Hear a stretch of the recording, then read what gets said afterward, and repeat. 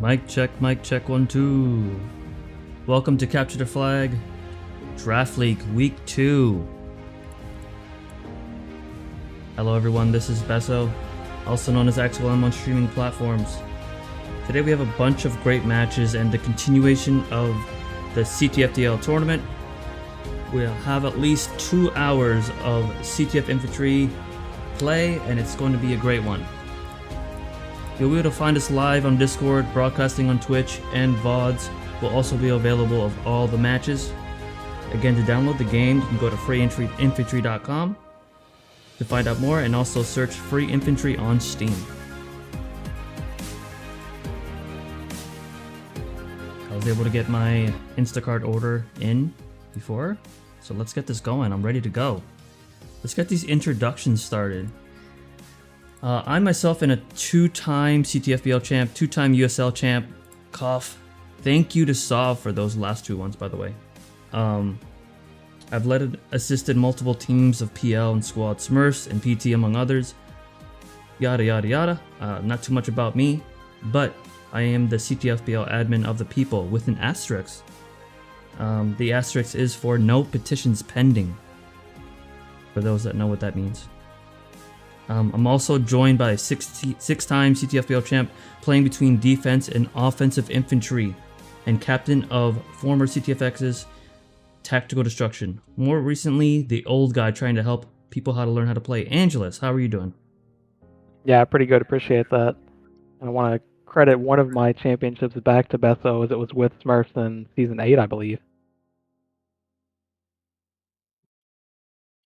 I probably don't remember that, but I'll believe you. I think I'm taking medication to remember what happened 20 years ago. Follow that introduction. Joining us is multiple PL champions starting back in Season 3. BDS, Camp Chaos, Canucks, and PT. Considered one, if not the best, SL and Medic to grace the game. Understand both offense and defense at a high level. Hearthbull, how are you doing, man? I'm doing great. Looking forward to tonight. Yeah, we actually found Hearthpool in Jane's Addiction of CTFX. Okay. And then the rest is history. What do you mean? He was co-captain of it. Yeah, no. Part of the signature. Uh-huh. Yeah. No, that was Shiro. Wasn't me. Alright. So it looks like our first match is getting started. Players are starting to be unspec'd here. Let's go ahead and spectate Colossal for now. Let's also look at, quickly before we do that actually, tonight's tournament schedule. So at 9 p.m. right now we have Fangs Out versus Care Bears.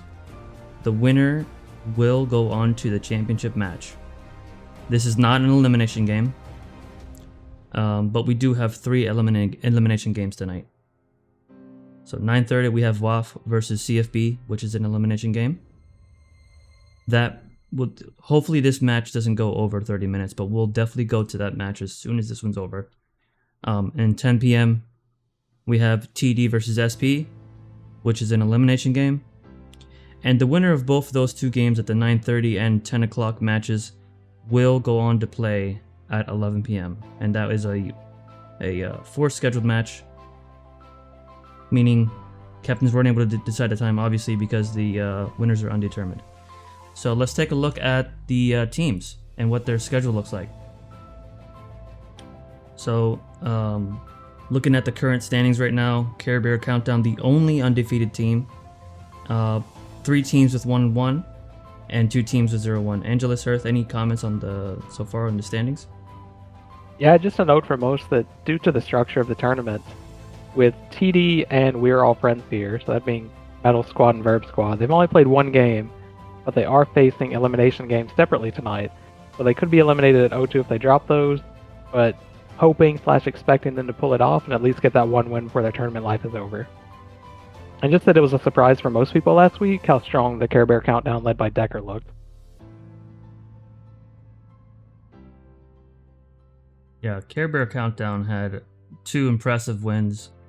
One at, I believe, 16 minutes and one in 6 minutes. So they had the fastest wins, and I think the other matches either went to sudden death or were very close to it. Hearth, anything to add on last week's briefly? Basically, last week was just It brought back a lot of memories of the old CTFPL because, for the most part, JT offenses really dictated the victor in every battle. That is very old school to me. I believe season 1, season 2, something around that era, JT offenses, like the flag offenses, were very popular. We even saw some foot JTs too. So we'll see what kind of offenses we get tonight. See if we see anything different. Also, since there are elimination games besides this first one here, we might see stronger lineups. And also, there will be players out, unfortunately, because of Labor Day here in the US. So we'll see how that plays into a factor into these lineups as well.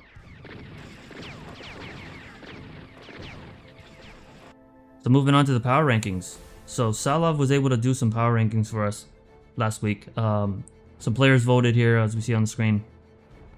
Care Bear Countdown being the clear favorite at number 1. Number 2 coming from behind. Number 3 Fangs Out. 4 is We're All Friends here, and 5 is actually a tie. And it's voted by these players here listed in below: Abith, Flair, Hairbull, Jackie, etc. Any comments here, or do you guys generally agree with these power rankings?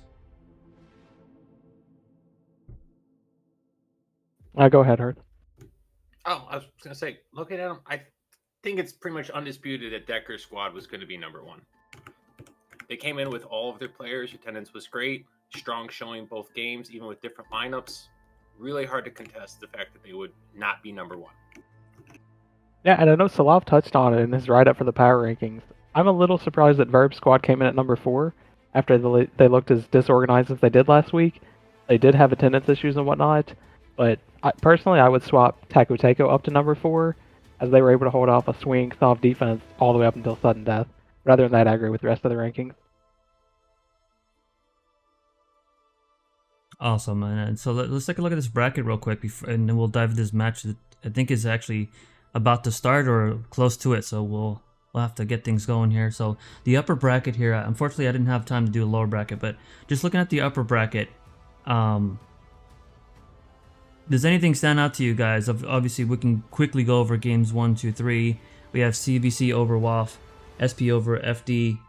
Again, the quick matches were CBC. I mean, really powerful, really strong starts there. And then we have our game right now, which is, we're very fortunate to have this semifinal game right up front. So it's going to be a really fun one. Yeah, I don't think anything too significant stands out as far as the bracket's concerned.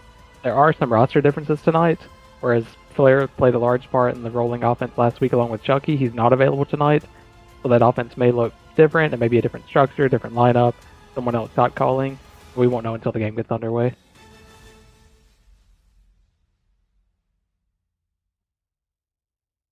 Yeah, the interesting one that stands out to me is Fangs Out, right? They technically lost their first match, but because of their match being the longest loss, it counted as a win to them, but it ended up working in their favor because their second match, they came out strong with a really good lineup, and they were able to defeat coming from behind. Yeah, and tonight, we talked about their attendance the first night. It wasn't great. They were missing a lot of starters. Then the second night, it looked a lot better. I think they showed 9 of their first 10 draft picks. Looking at the lineups and folks they have in tonight, it's looking a little bit weaker. This being a holiday weekend, I hate to say it, but they're missing 3 of their first 4 draft picks. So that's a lot of player power you're missing on Mixon squad tonight. We'll see if they figured out something in between the past couple of days to make this a competitive match or not.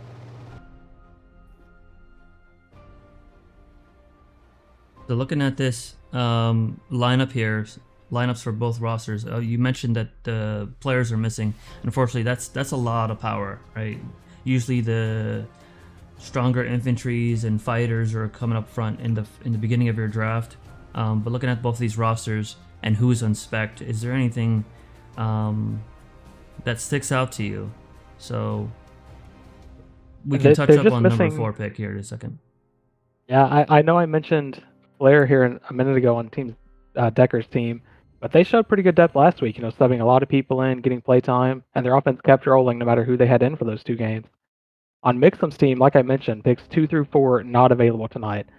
Of those, I'd maybe make the argument that Dilatory is the biggest. When you lose one of those key strong utility levels, you have to shift someone else over to play that role, and then it kind of just weakens your lineup downstream. We saw that a lot last week on Verb Squad, where some of their best fighters are playing utility roles out of necessity. And I'm looking over Mixum squad tonight. Again, they have people playing out of position. They have the round 17 pub SL starting, and that did not go well for them the first night. So hopefully they've got some practice in, coached them up a little, and they can compete.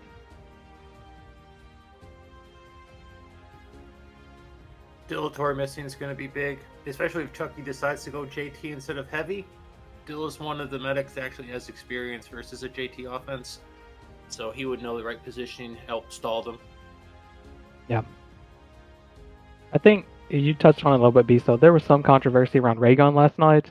If everyone recalls, Zeman joined the channel and explained that Raygun was someone else who wasn't acting under good faith. Ultimately, the captains decided to let him play and everything. I think you had some note for us to go over regarding his presence tonight. Yeah, we actually have an official ruling from Gene Seratora. I'm not sure if anybody's aware of him, but he's very very well known, and he is able to grace us today with his ruling. So let's take a live look at that and see what's going to happen with the number 4 pick Raygun following last week's events. Well, fellas, I'm back a year later because a few seasons ago, my guy called me to rule on what to do about Brian, a.k.a. Bax. Now, he calls me and asks me to review Raygun, a.k.a. Revenge's case. He tried to shut down Discord. He tried to hide. He tried to skirt the rules. The case is closed. He is banned for the rest of this draft season, and Ace will transfer the alias Revenge to Joe, a.k.a. Cheese Crisp. That's the way it's going to be. First day in the studio, Gene's out. Well, fellas, I'm back a year later. There's some commentary that the audio may or may not have been played. I think that is on live stream. Were you guys able to hear that from Gene Serator? Now, he calls me and asks me to review Raygun. I think it depends on which stream they're watching, because I was actually able to hear it on my stream through Discord. Awesome. So yeah, so if you're watching here on Discord, you're going to be able to see and hear it also on Twitch. So we'll be able to play that. So essentially, there was some drama last week, but before we go on to that, the game has started. So we're going to switch over to live view here, and we'll come back to that briefly.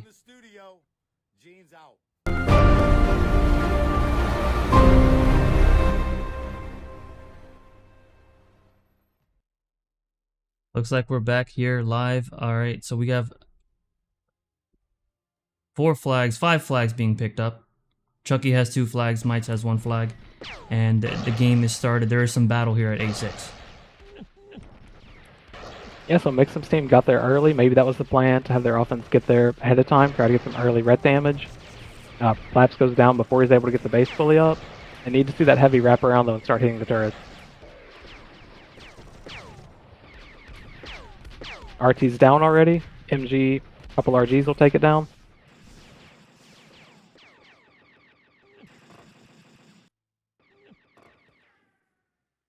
So that is frustrating for the NGs like Plaps. Game starts, they haven't been on a mining cycle yet, losing some stuff.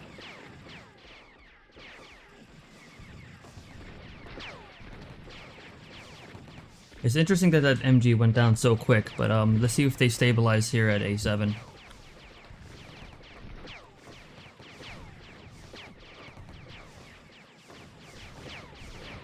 I think they're going to be okay. The defensive on us right now. Not many players attacking. Go ahead. That was a little bit of a missed opportunity by Mixum squad. They had momentum. Chucky, the opposing JT, was at home. They could have brought 8 to offense right then and tried to take it in. But they only had 5 or 6, so as Chucky dropped flags and everything, they were easily able to push it out. It's practically no harm done.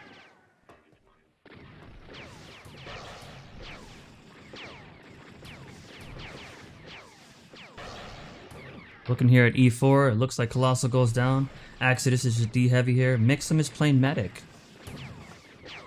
I know Mixum does play quite a few classes. Yeah, he's kind of a utility expert. I think he can play all 3 of them adequately. I think he primarily plays engineer, but he can certainly play SL and medic as needed. And it looks like one of the big subs we talked about where Flair's not available tonight. They've got Doris Burke in at OWIMP teaming on that offense with Chucky. So currently there's not an info in, If one gets in, we should see the display of it in game, sound and everything. We'll see if this team reacts better than Verb Squad did last week, if that's the case. I'm more focused on the fact that it looks like Smoka, who's typically an OM, is actually playing DM this game. Yeah, it's a really good call out. And he's one of the few armor switchers where almost every other death he'll switch his armor, keep him guessing. So, really strong fighter to have in at that base, helping drain for access and whatnot. Mixon playing medic. Hearth, what's your brief thought analysis on how he plays medic? Nixon plays. He's a support multi-classer, kind of like CM, and he knows what he's doing. Hopefully, he still remembers how to play versus a JT, but I doubt he does, considering the most he's done that would be as an engineer, not as a medic. So trying to find that balance of playing passive to trank the JT, but also being able to TB and put pressure onto the SL. It's going to be interesting to see if he can pull that off. And on the other side of the map at A7, they are taking some damage. So Tyrael opens up the game using PC and stub cannon, gets punished for it a little bit as they're taking severe turret damage after that first rush.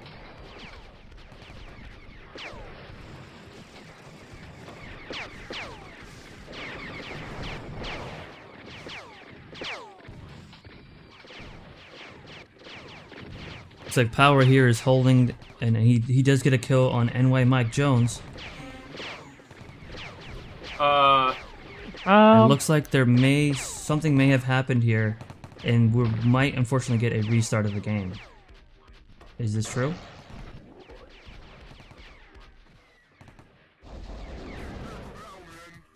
Unfortunately, that is true.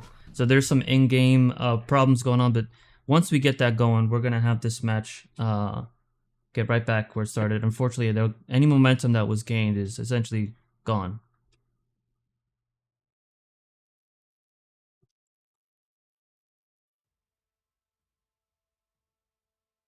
Do you think revenge had anything to do with this restart?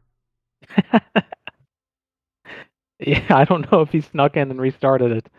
I can't think of a time where I've seen this, an unannounced restart in a kind of ranked game. That's certainly different.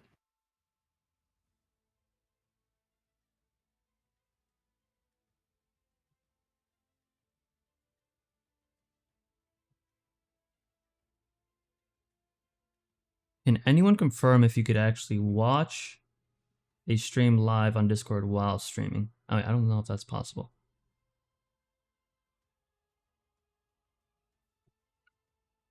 But unfortunately, both teams are probably wondering what is going on. Maybe we'll get some clarification soon. But unfortunately, they're gonna have to start all over again as teams are in their dropship.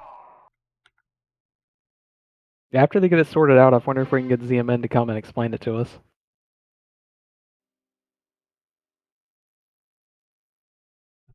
Arena message goes out. Apologies for the timer that was not ended. Game will restart at end of timer. Captains have been notified.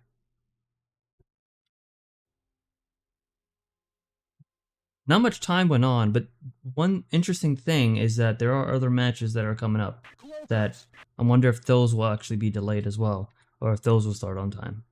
But my thought on that was that those could be delayed as well.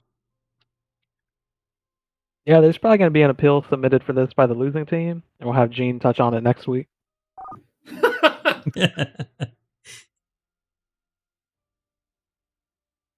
I think this one is a little bit of a bummer, especially for Mixum's team. You know, we talked about how undermanned they are. They tried an aggressive start, and they had some success. You know, they call Splaps an early 100 talks.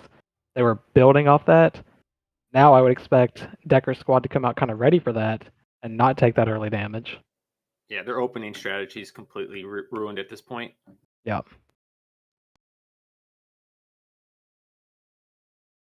All right, take 2 on game 1.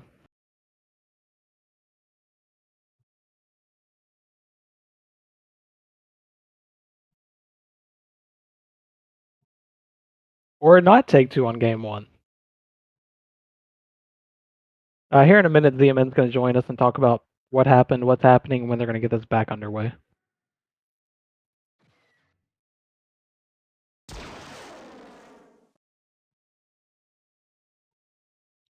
It looks like I'm able to watch the other game by ZMN, so we'll have the team view up here shortly while we get some clarification. Looks like there's 3 flags by nope, and that's another restart.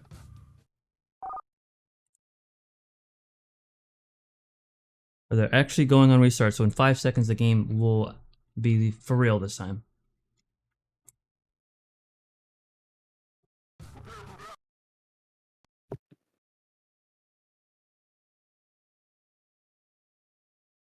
All right, so allegedly they're starting again. Take 4, lucky take. I don't know.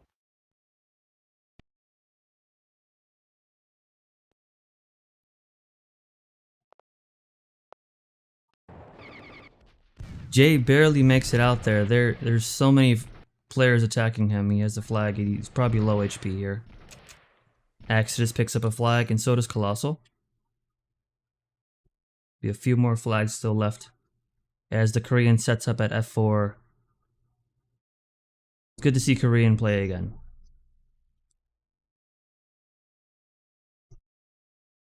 Yeah, and this time we do see the full defense show up immediately at A7 like we talked about. Where last game they kind of got caught off guard, lost some early turrets. They've already seen that, so they're ready for it this time.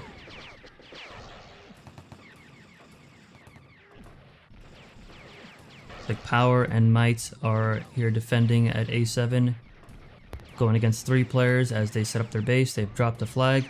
Chucky still has a flag. Planner has a flag. Yep, and while they kind of go through the game initiation, we're going to cut to ZMN, who's going to tell us what happened on these restarts, and then we'll get back to the game.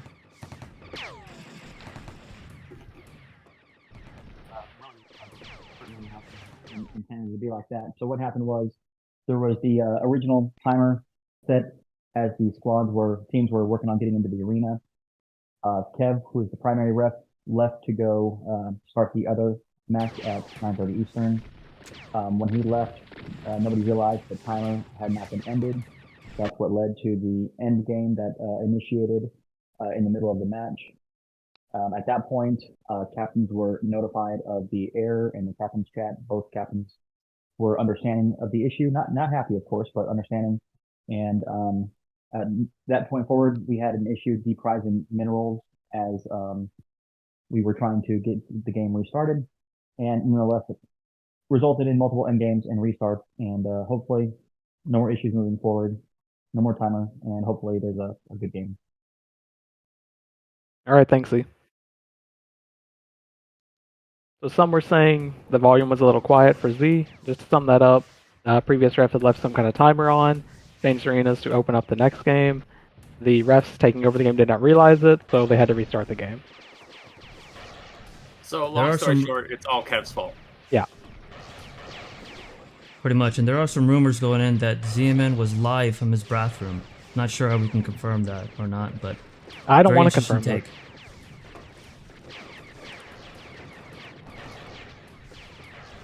Looks like we're going to have the team multi-view ready, so let's go ahead and transition to that. Yeah, we're seeing some turret damage come out of A7 already. Flaps took a tough death, so that RT's at least going to be yellow.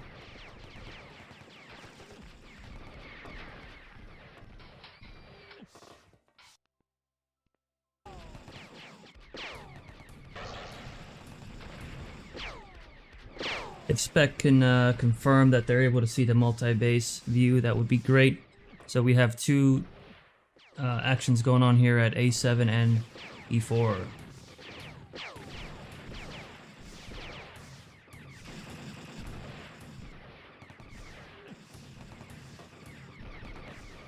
Angelus, which base or defense do you think has a chance here so far, based on the lineups that are provided to us here? Yeah, I think the A7 defense has the upper hand. I mean, we touched on it. Most of this offense on Mixum's squad coming in from the other side is made up of backups from their projected starting roster. So I think once A7 stabilizes and slows down, they're going to be pushed down easily enough. And then on the other side, we watched Chucky's team take down F4 in, I think, 16 minutes last week. So the only difference is Flare. We'll see if they can make it happen again. If they do go with that info like we talked about, how Mixum's team will respond and kind of just build from there. Say AMOC TB flanked on the Igid and already cleared him. So your assessment so far is spot on. Yeah. And they did try to rapidly swing. I saw them all attaching at F4. Unfortunately, you attach with 0 energy. Before you get the Energizer off, if you catch an RG, you're going to fall over. And that's what happened to the Imps.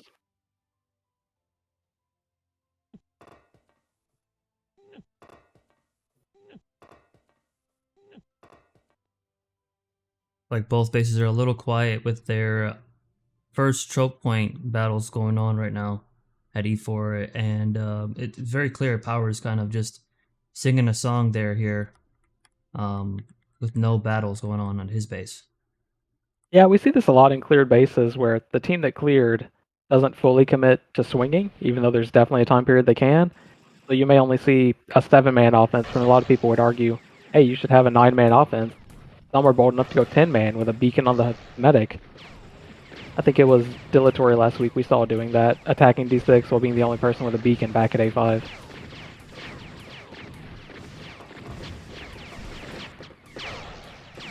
But it looks like this is essentially picked up an infiltrator now, so it's an actual JT infil offense. Yeah. And it is X5 that swaps into that flare position from last week. So when they made that swap last week, there was a lot of storming, a lot of blinking. We may see more of that from Captain Axe. That's his favorite thing to do with the position. So we'll see if they employ some of those blink strategies. And on top of that, does the other team have info from Spec warning them about it? Last week, Flare was really keeping them on their toes. So I'm sure they won't have the same power as Flare this time around, but they'll try to keep the defenses honest by having the infiltrator in. Yep.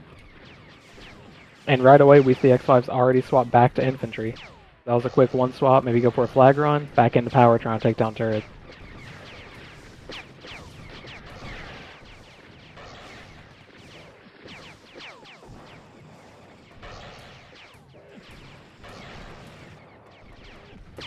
Rue and Mike Jones here at A7 are trying to hold up, trying to give their offense some time. Let's see if Igid won't get flanked this time and at least give some momentum for his offense. It really does hurt them when he dies. So we'll see what happens.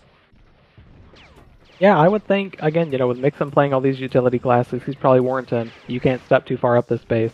Amok playing medic on the other side, very aggressive, similar to the Bonds, Dilatory, Hearthpools of the community. So I think he's going to stay pretty far down. If he does overextend, we'd probably see that second clear again, like we saw a couple minutes ago.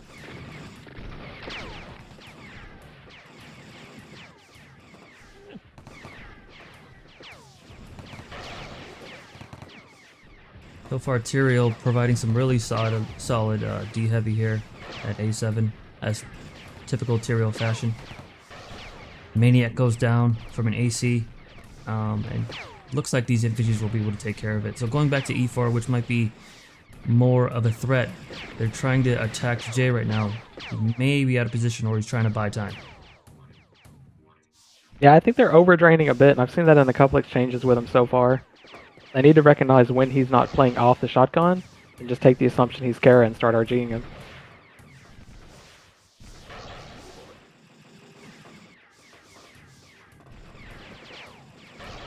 I know we mentioned Flare. Is there another player that comes to mind from you guys that's missing tonight due to the holiday? I think a big one is Jackie for Mixum's team. So from the comms that were released from that team, Jackie was making a lot of calls on the offense. Jackie can play multiple roles. He's a multi-classer, also a good fighter, great knowledge of the game. I think he's severely missed on shot calling for that offense. Looks here at A7. That being said, Rocket goes down and MG goes down. They're really making some strides here. Yeah, so there were a couple bad deaths by the end. Someone did call the swing home, so knowing Plaps, he's got replacement talks for this. But that's impressive from Mixum's team to get him back home that fast. And if they can sustain this pressure, that means... Go ahead, Earth. I'll say it's great comps from Mixum teams because they swung almost the exact same time that Care Bear swung home. So they instantly matched those numbers. Yeah, I like that aggression a lot from Axidus. And he does that in the mixed community as well. As soon as he feels like home is safe, he's quick to go to offense to try to hone in on that counter swing. Looks like Igid is also low. Go ahead. Yeah, it's similar to what we talked about when they got cleared. We didn't see the super aggressive swing come in from Decker's team, but this time, Mixum's team started to feel the pressure what they were building at A7. They had that swing called, said, hey, let's bring the defense. They're going to swing home. And to Hurt's point, they got there at the exact same moment, so didn't lose momentum. And now by the time they get to that choke, assuming they don't just fall over to mines or something, they're going to have a 4 or 5 man advantage up top. The engineer is also on offense. Let's see if he can provide some EB support. They're setting up. Mystic Gohan's going to try to go for these turrets again. They were able to get these turrets up again, but Mystic Gohan kind of overextended himself there a little bit. His offense kind of goes crashing down, and there is no threat here. No turret damage. Yeah, you really got to make one of two choices. You can either commit to protecting the heavy with your reps and trying to kill the people rushing him, or the imps themselves can rush and try to do a lot of damage to the turrets and take out the engineer. It looked like Mixum's team got a little bit in the middle of that decision making, and they just fell apart of the boxes. And also, Exodus is also swung to offense. I wonder if they keep this pressure going. And I did want to add, this is going to be valuable experience for Igit here. If he can learn from these, it looks like he was going against Chucky there when he's able to defend him off there. So that was good on his part. Yep. What I would like to see in this scenario where you're pushed up to the boxes and they're swinging is someone from Decker's squad actually change over to info to help push out. And you'll see that in the mixed community all the time. We talk about displacing people and pushing them back. I'd love to see a quick info swap to get them pushed away from those boxes. But we're not seeing that, so now you're just fighting massive math. Sorry, the rocket did go down super fast. Yeah. Mystic Gohan does have great aim on that. If you can give him some time, he's going to take these turrets down. I'm very surprised that the defense is not holding or not getting him off of his track. He's just clear sight to the turrets. Yeah, it's another timing game we talked about last week. If a heavy lines up on an RT, you're looking at around 9 shots for it to go from 200 to 0. And when you have additional frags coming in with that, I mean, it can be within a 3 to 4 second window. It just disappears. Hearth, how do you feel this counteracts Amok's ability to TB with this offense getting the pressure? It looks like Igit's also getting flanked, by the way. Go ahead. Yeah, Igit's in the tough spot, obviously, due to getting manually flanked by 3 DMs.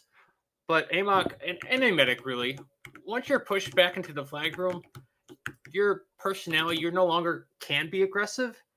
But luckily we have other tools. Obviously, Medikit's what we're known for, but we have access to Electron Beamer, the best weapon in the game. So between that and Medikit, you really contribute a lot more to your defense when it's more numbers on both sides. Really surprised there Igit was able to get out. No, he's a newer SL, but so far so good. He's able to, the last couple runs, kind of evade the pressure and get to safety. He's doing very well for being, I'm going to say, fresh to the competitive scene. Hopefully he's gotten a lot of coaching. He's listening well. All in all, it's a good surprise.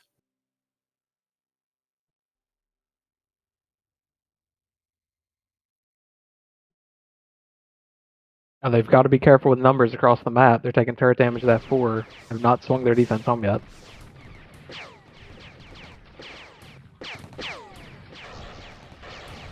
And just as I say that, a couple attached kind of stabilize that.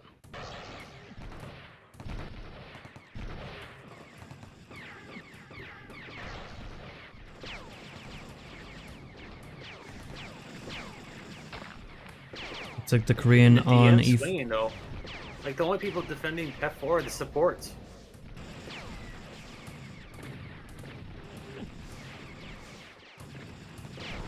Yeah, it doesn't look like the D Heavy is going to be home unless he gets summoned.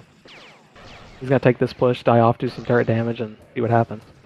The Exodus is still here on offense on the left side of our screen now, and the turrets are taking damage. 122. They should be yellow here soon. Oh, Maniac with the distraction here. Interesting that he kind of lagged there, at least visually. He seemed to have disappeared out of nowhere.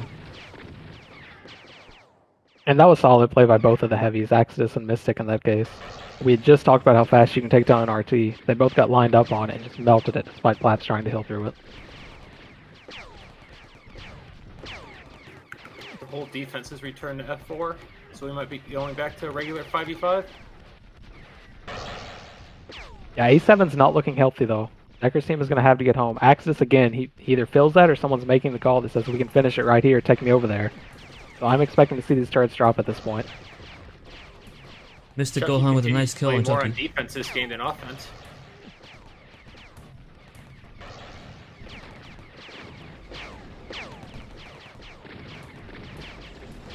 Yeah, that's interesting, right? Defensive JT. I wonder if he's just trying to distract and He's get. not even getting summoned. He's actually just straight attaching. Yeah. I haven't seen this play before.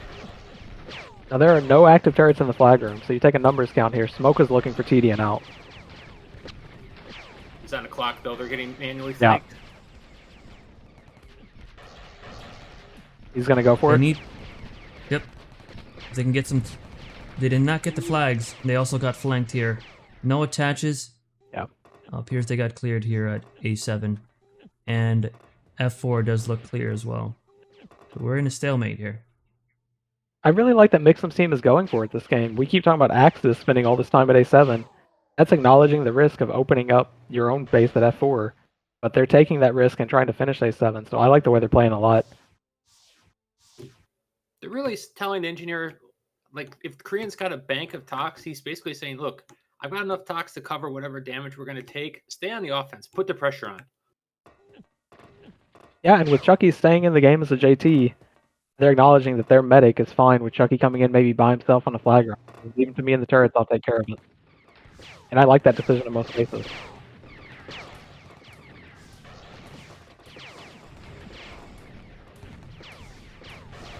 And now we're seeing what some would refer to as turtling a little bit while I try to build this window for Plaps to get toxed again. But, I mean, there's more fighters coming into this space for the opposing team. And they have the info lane. I love that sub for them. I called it before for Decker's team. I think they should have got an info lane to push those two heavies out previously. They didn't, and now they don't have any turrets up. Let's see if they can surround the boxes here and control it. X5 is still there. Looks like the offense is just kind of holding here at the choke point. There are about 6-7 people here at defense, so they're trying to really buy some time for these turrets.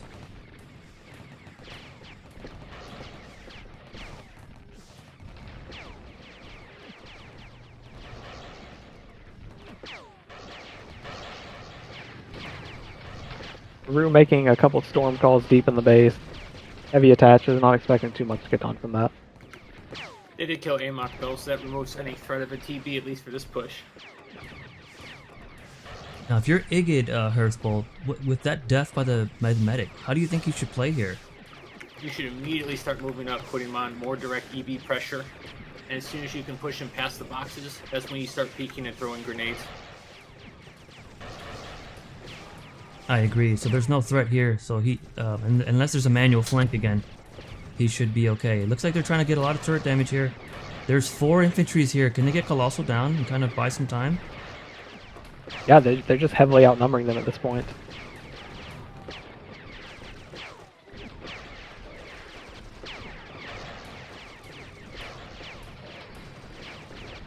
And I don't like that Nice. turret set up deep in the flag room either. You can see where Mystic's setting up. So he's safe from the immediate ammo coming out of the flag room and still has a perfect angle on that RP. And that's going to drain Flaps very quickly. You see it goes down. The rocket does go down, right. And the MG is red. Can they hold here? They have all the pressure. Chucky's trying to provide a threat here on the right side of our screen, but if I were them, I would definitely be swinging here and try to keep this pressure going.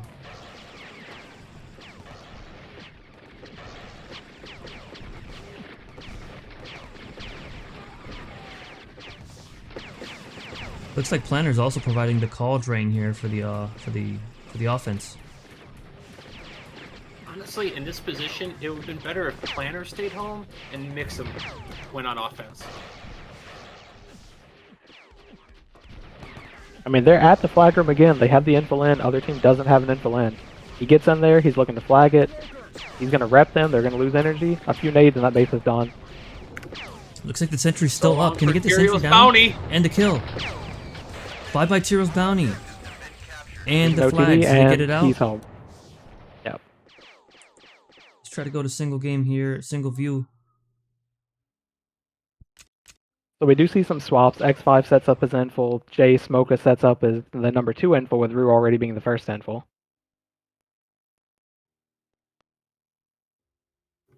They started off this 10-man in a good position immediately at the turrets. Yep.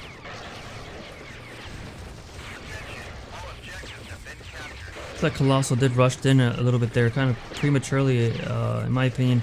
But they're kind of going in single-handedly. They're not grouping up. This is not looking very good. Yeah, they've got time here. You know, the 10-man's half over at this point. We're at the 45-second mark. But they can't let themselves get pushed out from those boxes. You've got to establish point at boxes. If you get pushed out like it looks like they're about to, there's no chance to get back to the wall. Thankfully, X5 is there. He did get a couple reps. He did die. Let's see what Chucky can do. Can Chucky go in there? And, oh, he was able to get repped out. Nice reps by Rue. Those are really good reps, yeah. Yeah. Awesome reps. Can they stop Chucky again? No way. I did not think he would be able to... Yeah, I did not think he'd be able to get that abort. No, he called something that boosted his momentum. They still didn't get the RT, though. But it looks like Korean might be low on tox because he's not repairing. He does repair right now. And there's no NG in for the attacking team, so Plaps the Engineer switched over to be Infil 2 next to X5. So their only vehicle threat is Chucky on the JT. Both infiltrators go down, Plaps and X5. Can they push out here on defense? They should, and someone needs to call that. They should be pushing Six people right now. sitting there. Yeah, you've got to get that push out. They're just waiting. 2D heavies.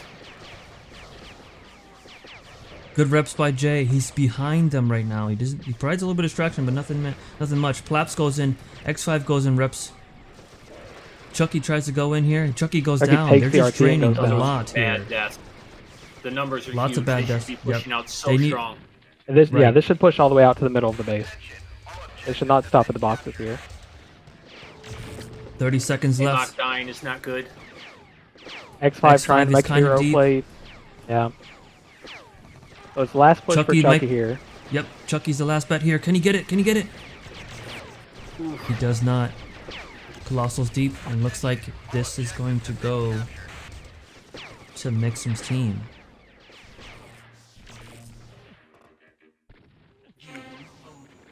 Yeah, so Mixum's team, who showed, again, they're missing 3 of the first 4 picks, advances to the finals. So next week they'll be playing for the championship of the whole tournament. Out of a turn of events, I mean, with what happened with Mixum's team last week, they are riding the momentum from their last week's win, and now they're 2 wins in a row, and they're going to the championship match. I did not expect this. Yeah, I don't think a lot of people did, especially when we saw the roster they had in tonight. And we talked about Decker's team was missing Flair. Decker kept himself out of the lineup. I saw he was in spec earlier. So he is trying to get people playtime, but they got behind in this game and really just couldn't recover. So kudos to Mixum's team for staying on the aggression and feeling they could take that base down. The MVP is Maniac, and that's right. There were a couple restarts, so if there was any match back in the day for an appeal, this could have been one. But again, there was not a lot of minutes played when those restarts happened.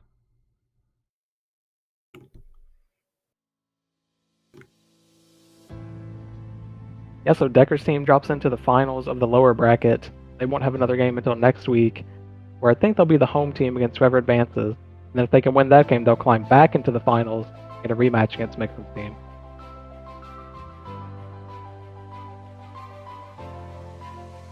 Very interesting.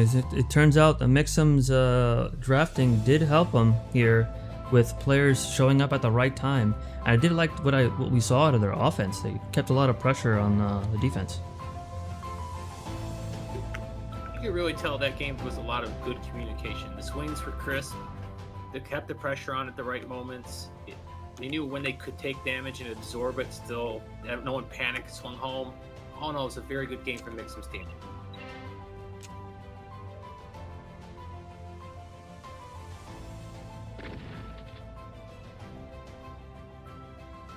Is there anybody else that stands out to you before we run on to the next match? It looks like the next match is a little delayed as expected, but is there anybody that stands out to you in that win for Mixum? You know, we don't know who was shot calling, but I'd say whoever was calling the swing should have been MVP that game, because they kept their foots on the gas, and it resulted in a win. A lot of times you'll see a swing fail, and then they'll go back on defense and stall a little bit. They got aggressive, stayed aggressive, and took down the base.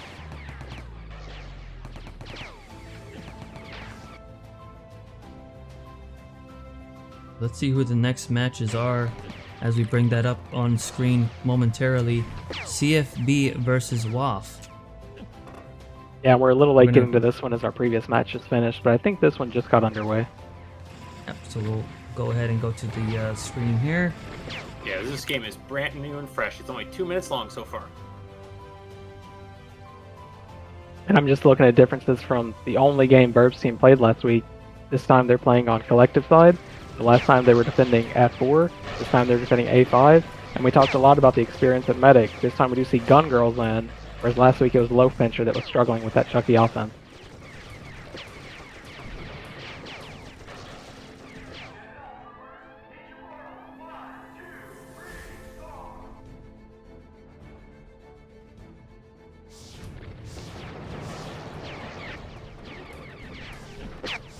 See if I can coordinate with Z-Man to get this double base view started up here, but there's about 6 versus 6 right now at B5.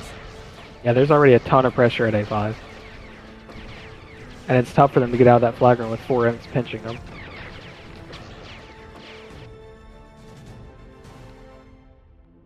Additional roster changes. We talked about Ruler, also known as Woven, last week, one of the best fighters in the game. He was stuck playing squad leader out of necessity, coming back to a more native position playing DM at A5. And it looks like they have Eljink, more of an unknown kind of pub player, filling in as a sub for him tonight.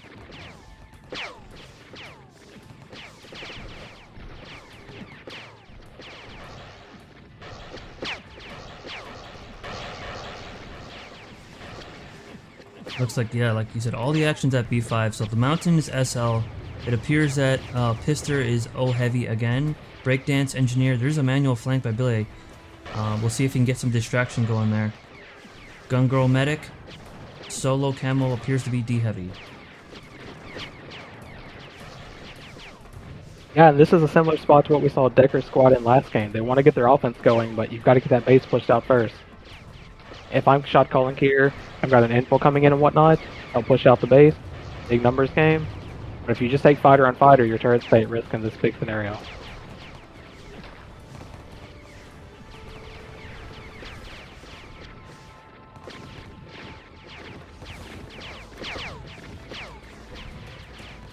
Defense tries to push out of this choke here.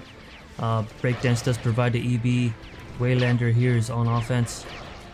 It appears to still be a roughly 77. And just touching on more of the rosters as we came in late to this one, we did mention Breakdance was here this week.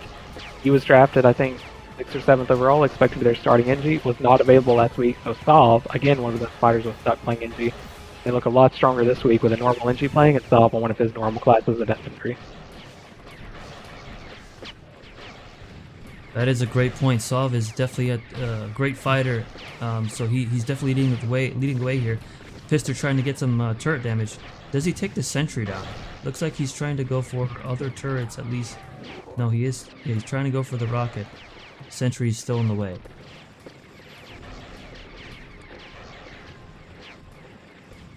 Mind you, they are holding here very well here at the bottom of the base. That's kind of good for the Mountain so he can summon players right into the final choke. You can see where the attendance issues are plaguing Burb's team. He currently has no squad leader in the game. Yeah, so they had Eljinx in the game for a moment. I'm not sure who the sub was as we joined late, but they're just trying to stabilize at this point. We've got Low Fincher and his JT.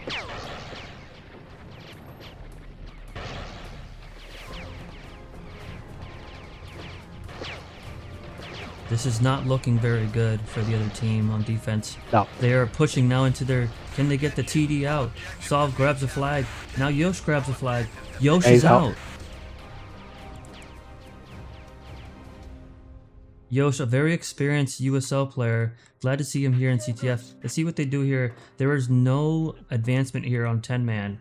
So they will be able to hold the choke in the beginning of the base. They should really be holding it outside the base. Yeah, a lot of the opposing team just standing around the DS. They didn't have an SLN or anything, so barring some sort of miracle, I think Soft's team has got this one. That's a great point, right? There's no attack. Why not go outside? I'm surprised that they're still here and they haven't gone outside. So now the script for both games so far tonight's been the same. Establish pressure and then keep it. So they left, I think, one person at home, had 9 people attacking until they finally broke it. We see them coming in with a coordinated attack. The call here is defend this, keep the door closed. If they can't get the door open, they can't establish numbers. They're not going to get through there. And you'll see the infos repping on the defensive side. They're going to rep, then try to die off immediately because we talk about it all the time. 12 seconds to get back with more reps. Very interesting play there. Sov did not rep right away. He's definitely holding because he knew that the infiltrators on offense were going to die. So I believe he still has a couple reps. No, he does go down. But it might be too late. There's 10 seconds left. They're going to try to rush through the left side. Can Love Pincher get through? No, he can't. Looks like they're going to hold here for the win. Yep. More notable absences that, impacted this. I just now noticed that Iron's not even here. So again, top 2 draft pick couldn't show to the game. You rotate people around, have people from pub that don't really know the structure of the game. Some of the best fighters are missing from your team. Really hard to recover from. And it's Verb's team that's the first eliminated from this mini tournament we're having.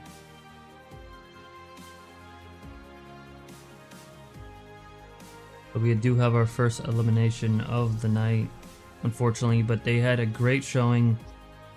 So what players stand out to you guys that match? It looks like it was kind of lopsided. We did kind of come in there a little late, but it was a very one-sided match. Again, I think it's the shot calling, and we won't know until we get some post-game analysis of who's making these calls. But for example, from the first game, I had a connection just now. Sounds like Axidus, the D Heavy, was the one calling it for Mixum's team. So he felt that, we're about to break through here. He continues calling it. They're pushing. They're going to seize it. They took over A7 he stayed there. So whoever's making those calls, in my opinion, on Posty Squad tonight had the same impact. It's not so much an individual effort, but it's making the right call to keep your numbers at the base as it's crumbling.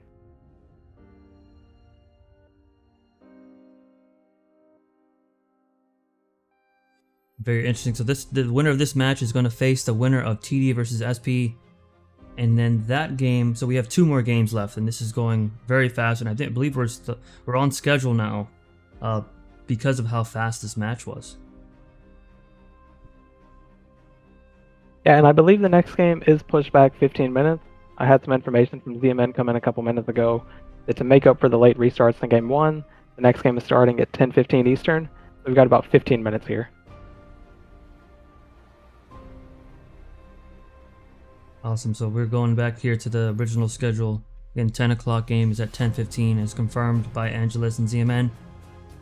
So that winner of that match is going to face who, Angelus? They would be facing off against, I believe it's Posty's team?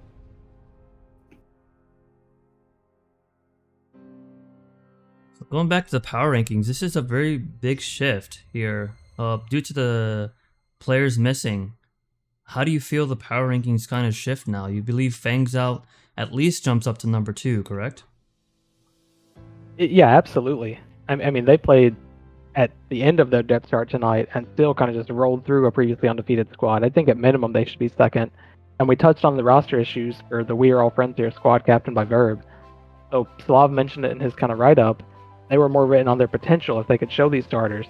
But tonight we're missing Iron, Baza, Keezer, Jim. These are 4 of their top 8 picks, and it's really hard to play without that depth.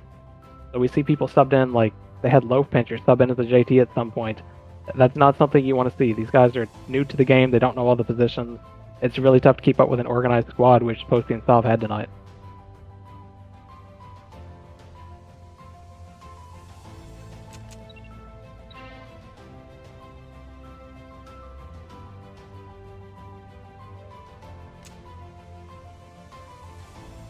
So as we get things going here on the other match, we definitely have some time here.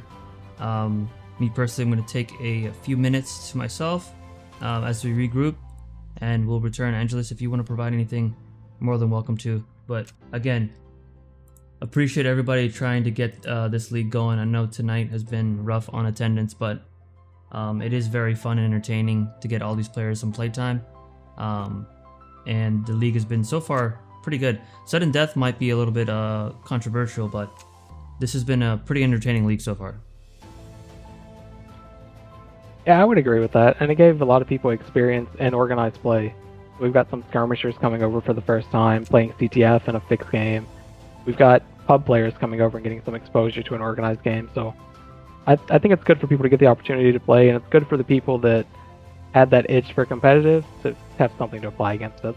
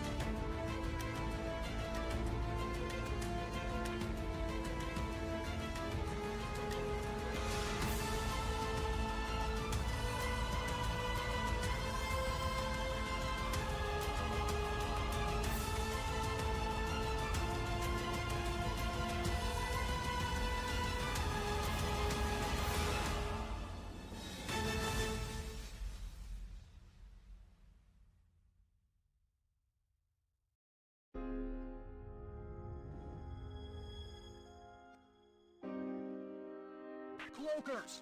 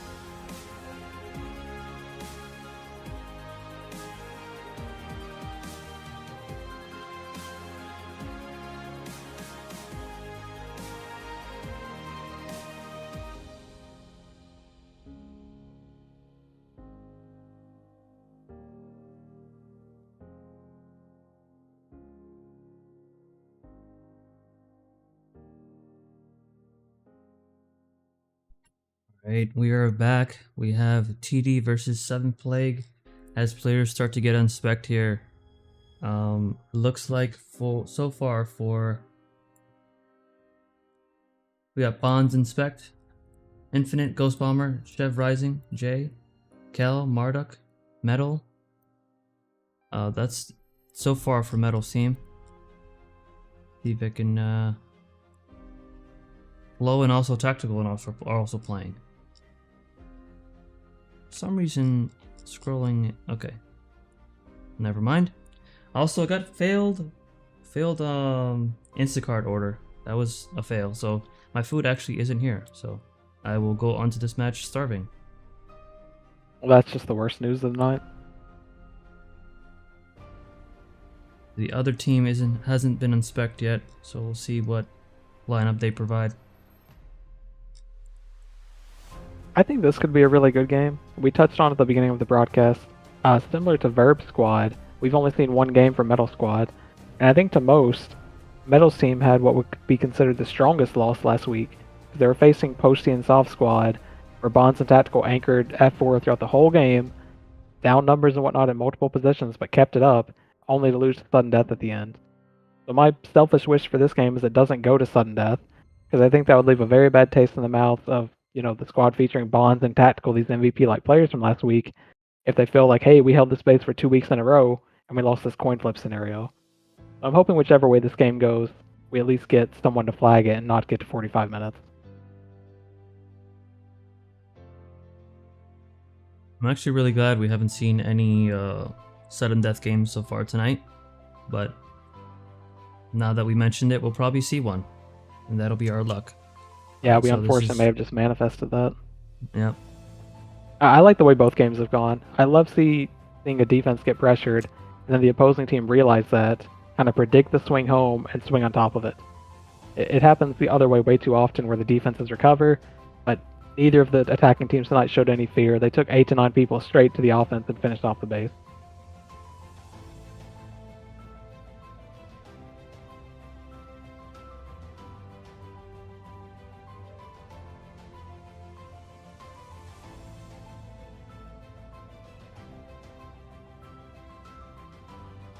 So with these players in spec, is there, again, Bonds, Chev, Ghost Bomber, J, Kel, Marduk, Metal, Flow, Tactical. Do you see anyone here that is missing because of our attendance issue and the holiday? You guys see anybody that comes to mind? Yeah, one of their first 2 picks. So if you guys remember, they drafted back-to-back support strong players and Bonds and BT. BT is not available tonight due to holiday commitments. So we expected him to play Engineer last week. He actually played Infantry. I believe it was DM. And he's a perfectly acceptable fighter. So we saw Metal sit in spec last week and BT play. This week it looks like Metal is in the lineup and BT is not available.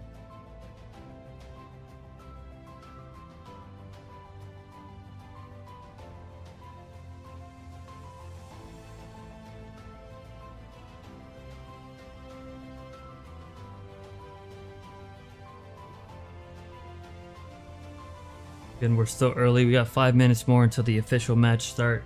All the matches have been kind of pushed up. So spectators are noticing that, wondering what happened here. Again, there was a couple restarts in another match, so it was only fair to have these matches kind of pushed back a little bit, get things kind of organized.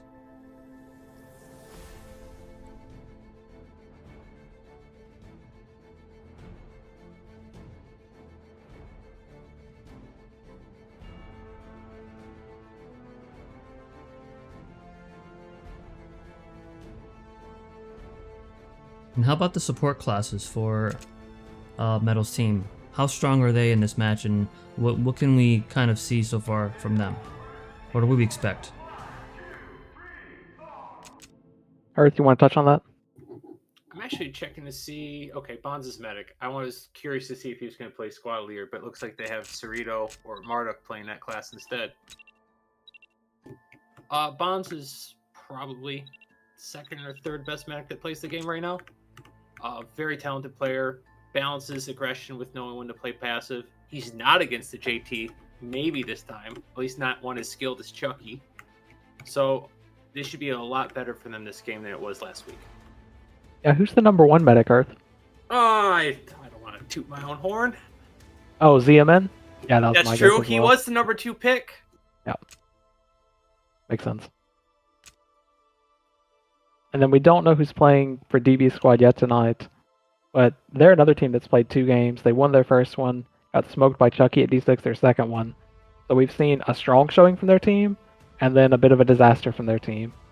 Whereas we've only seen the 1 game from Metal's team just because of how the bracket was set up.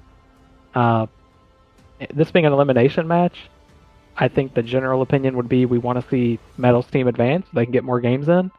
They could be similar to the Verb scenario where they only get to play 2 games, could drop both of them, and like I mentioned before, if it's another sudden death victory, that's a really tough way to go out for them.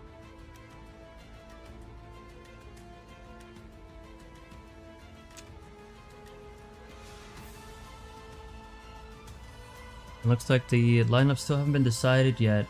Interesting. We have 2 more minutes for official match start. I'm sure they're here. They're probably getting the last lineups going here. So hopefully get this started soon. 1 player less now on Metal, so maybe they're trying to see who they want that 10th player in. It might even be an infiltrator to start. We'll see. He's got 2 players in spec right now between Abbott and Infinite, so I would assume it's one of those 2. Looks like it's going to be Infinite.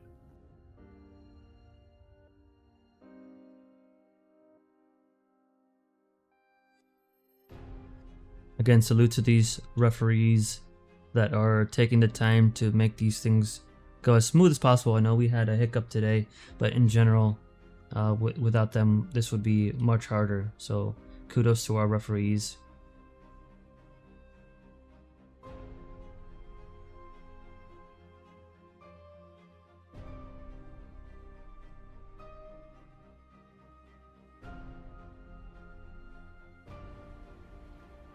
Going back to our previous match just temporarily, how do you guys think that helped that Sub was able to play that fighter class? I think it was at least give them a little bit more power, and that made the difference. I wouldn't say it made the difference. I think they just got so much early momentum, and the other team didn't have the depth to push out on it. Again, they had a pub SL that doesn't really know the game. He mistakenly ended up at home twice.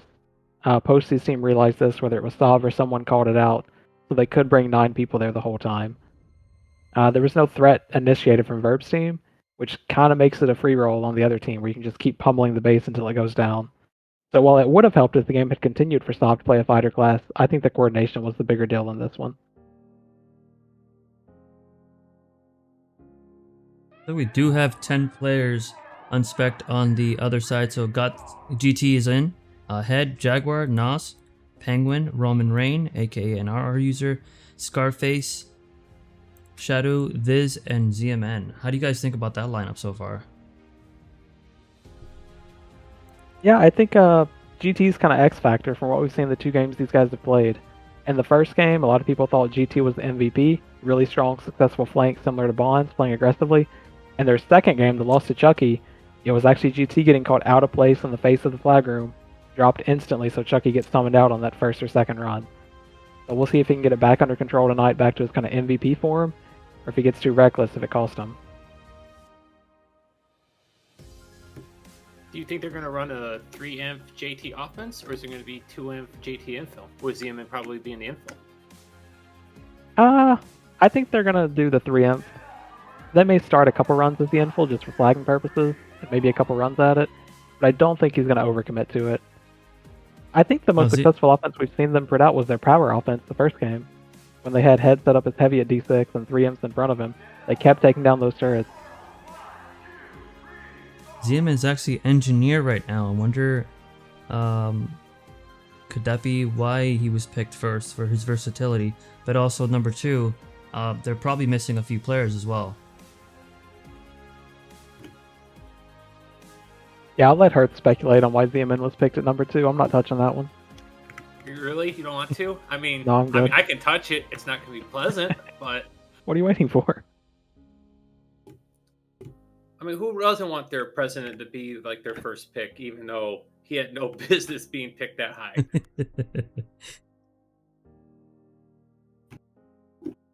Attendance-wise, I think it is a stronger showing at least for the starting lineup on DB squad, because I'm just looking at their draft compared to who they have now. They've got all of their first 7 picks in there, whereas we talked before, Metal is missing BT, who was the second pick off the board for his team, and that snake draft where he went back to back.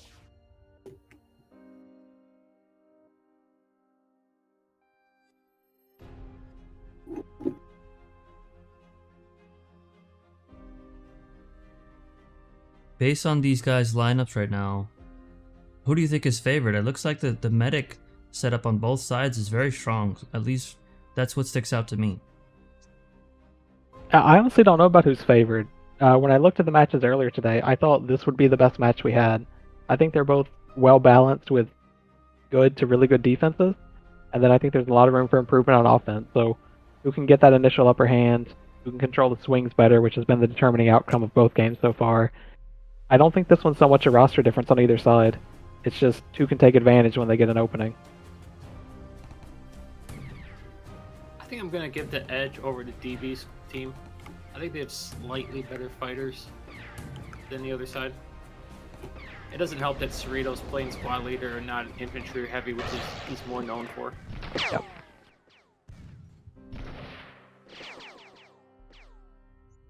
And I believe Tactical had a pretty strong game last one, so he's a player to look out for me, along with Bonds. I think they're gonna hold that defense up pretty well. So I would agree that they're a little bit slightly favored.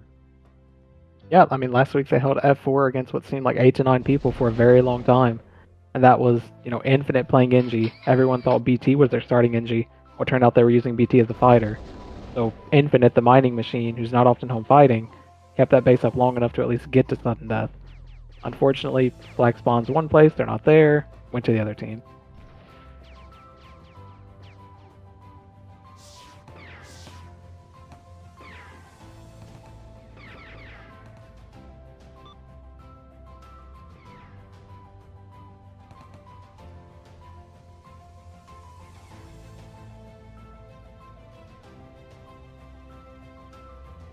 And this is the one of the 2 final matches, so we have one more match after this.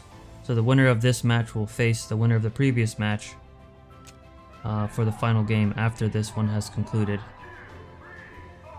Yeah, so that's Posey and Solve Squad waiting to find out who wins this one, then they should face them almost immediately after.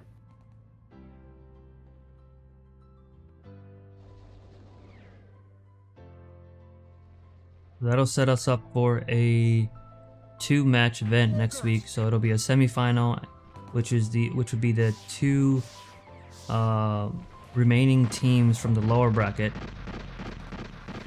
that will then go to the championship. So it'll be 2 games next week, and hopefully we have some better attendance as well. Yeah, and if we're all interpreting the bracket correctly, it's the Care Bear Cares Decker squad who's waiting in that lower bracket finals. And I think a lot of people would like to see them face off again with Mixum's team who beat them tonight. It's always cool to have these brackets where you get sent to the lower bracket, then you come back, and for the grand finals you face them again, see if you can make some strategy changes and whatnot to have a different outcome. Yeah, very interesting that they had the 2 matches that were the quickest in wins, and then they lose today. So that is the power of the draft league. You don't know what you expect from one week to the next. But I think that would be an interesting matchup to see them both at full power back again at the championship. Yeah, and I would just add that's due to a lot of overreactions from a little sample size we saw last week. Chucky and Flair did flag a couple squads very quickly. At the same time, we talked on it last week.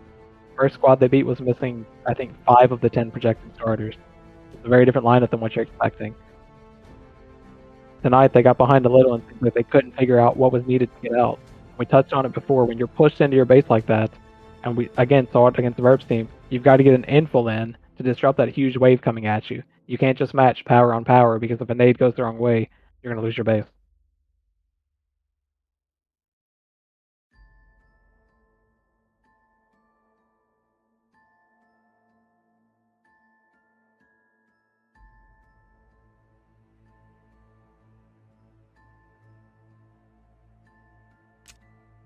We should be close to getting this one underway. Yeah. I was just about to say that players are getting some rough stuff is going on here. I should have this removed from stream, but it is too late for that. But yeah, we should be starting momentarily.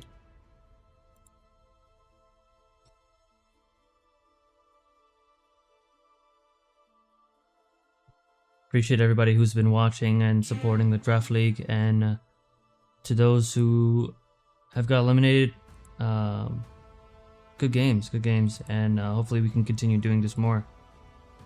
I know that there is some scheduling conflicts going on between this iteration of Draft League and the next one, so we'll see when we can do this again.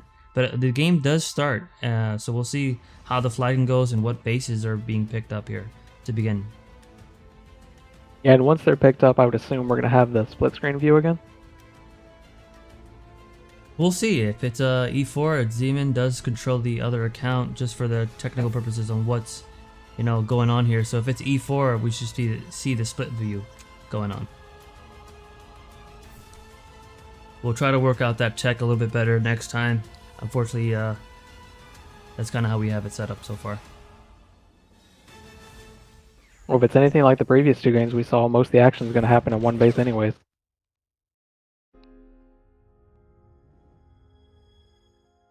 Appreciate the shout out and the tip there on the stream there.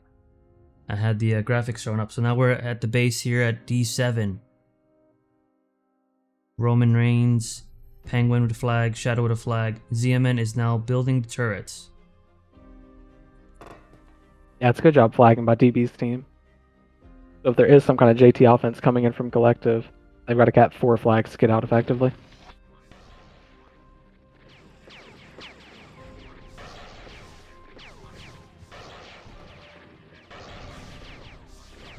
We have some action here at D7. Ghost Bomber, Jay, and Kel.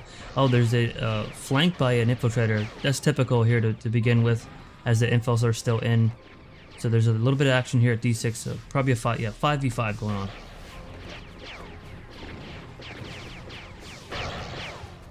Looks like Mecha is running the offensive foot JT and not his O heavy.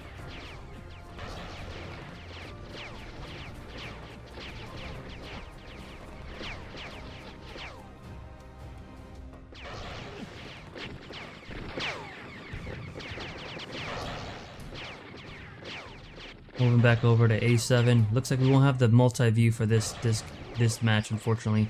We'll see if we can get that set up for the next one. So we have an attack here. Roman Reigns, Nos, Penguin, led by Head as a JT. Yeah, we did Head see this goes for a in. few runs in the first game they played. They had Head and JT, then I think around the 11-minute mark they swapped him out for Heavy. Say, other than Roman Reigns, that offense is actually pretty good. Right away, we see Bonds with a successful flank, so he's on Jaguar, lands the Trank, does not have him drained enough to finish him. But just applying that pressure is buying time for his defense to get position. Jaguar somehow lives. I thought he took quite a bit of damage there. I'm actually disappointed in Jaguar because Bonds was playing right on top of him. He could have done a point blank grape shot and instantly killed Bonds. Right, there was more that could be done there. I'm really surprised that Bonds actually is the one that came out dying there. The Jaguars probably getting a couple stimpacks as the offense kind of here at A6. This is kind of where the action's going on. Roman Reigns dies, so it looks like they're probably going to end up holding. ZMN is actually on offense. Yeah, not too much happening at the other base. So the collective team is running 3 imps and a foot JT. You really need some outfighting capabilities for that to be successful. You're not protecting a heavy, you're not threatening with a quick flag of the JT, you're just counting on the GL making a difference where you kill a couple infantries and blow up the flag room with explosives. Not a common offense we see, at least in this meta.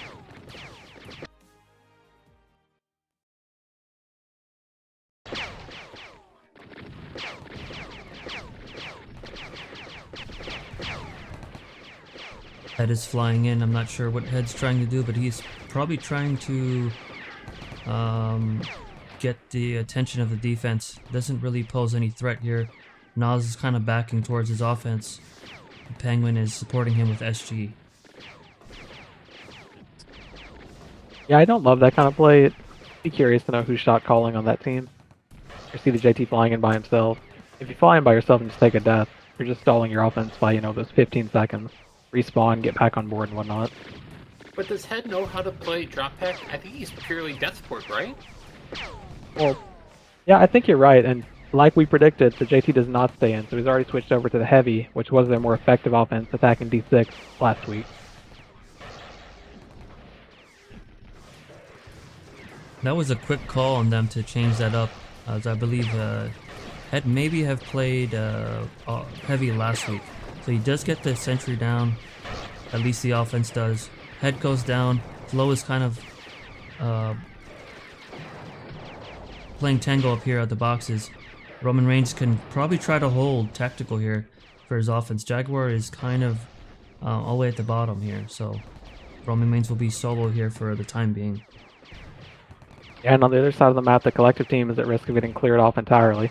So they're pushed out, CT's pushed them all the way. I think that drops to the end.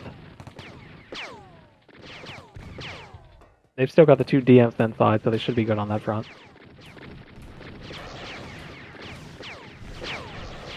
So Roman Reigns, Nas, and Penguin try to go up, and they're trying to push up. They get kind of mind lame there and RG'd. Roman Reigns goes down. Flo and Metal making work right now. Flo goes down to a Head RPG.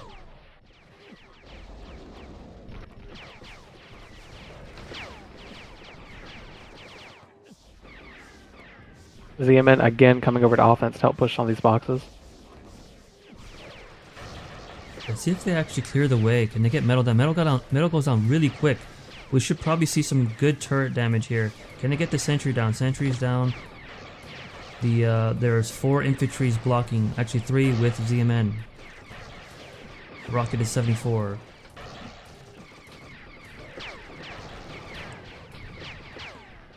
Rocket goes down to 7 HP, back down to 37. Gets the save. As nice save by Infinite and good reps by the defense.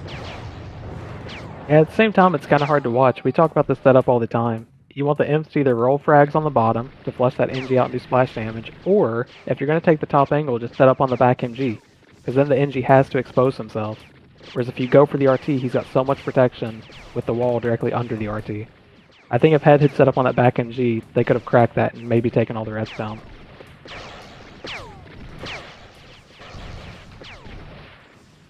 Switching to the other base momentarily, they're still kind of pushing up to the top choke. Kel gets stranked by GT. There is no real threat here going on, and that's probably why they're swinging so much. No, and you're going to want to pan back, because A7's about to take heavy damage. So Bonds got caught out by an RPG trying to escape, and then both ends tied together. In turn, someone called to swing home as they had a 6-on-1 at the top choke. It's like Infinite Head drops is trying to get this last rocket. That RP's going to drop. Rocket down.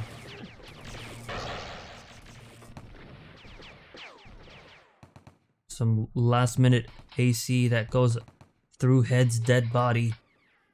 Let's see if Jaguar can summon everyone here. He does get 4. Well, great summoning. I think a few players attached, but that was a good regroup here.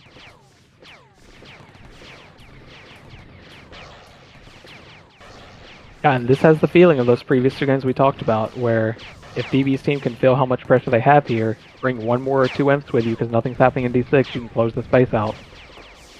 And they've done that, so we see now they have a 7-man offense pushing against 3 defenders. It looks like defense. Where is everybody on defense? Oh, the flow does go down, but they seem like they do need to swing a few people home, or else they're going to face a lot of damage here. Yeah, even if they call it now, that call is too late. You've got to make that call 10 seconds ago. The damage is done. Bonds is trying to... Can he get this? Can they attach to Jaguar? They do go outside. Bonds goes down outside. So Jaguar does not... So Jaguar is playing really well against Bonds' aggressive play so far. He's playing super passive, which is exactly what he needs to do. His team's already dominating on offense basically without him. He just needs to stay alive and keep the pressure up. Really interesting. Bonds goes down again. Okay. Yeah, again, nothing going on at D6. I'm expecting to see DB's team continue to swing into A7. And someone on offense should be calling that. Whether it's Roman Reigns or Penguin, someone's got to say, hey, they have extra imps here, let's get the DMs over. Head switched back to JT. Smart move considering that the turret is very light. Just 2 plasmas and an MG. Can he go in and flag before those turrets go up, though? We'll see. Yeah, he's gotta I think hurry they up were here. doing really good damage. Yeah, I agree with that. With him with head. Heavy. He does flag one. Can they get the? No, the sentry. One sentry's still up. But I wonder if they kill the momentum there with him going back to JT. Yeah, I'm not sure what happened in this past 30 seconds with Infinite. He's kind of just been walking around the base. I thought he was going to rebuild something, maybe managing drops or something, but I was expecting a turret to go back up. And there we see the MG goes back up. He did have a string, so he's back in the caves loading up. The other team needs to get back to that choke in the next, 20 seconds before he gets back with the RT. Head does go back to heavy, and I was just going to comment, I would have loved to see him go back to heavy. So I'm really glad he's here. So changing back to that class that was providing a lot of damage. Let's see if they can hit this rock. This rocket's getting pummeled. The MG drops immediately. They just need to buy a few seconds for Head. He should clear up all those turrets. Bonds is on Jaguar again. He should have it. Jag was very low. Yep. Oh, all the turrets look red. Can Penguin escape? Great timing there by Bonds. This is the yeah. best flank they could have had right now with the pressure that they were facing.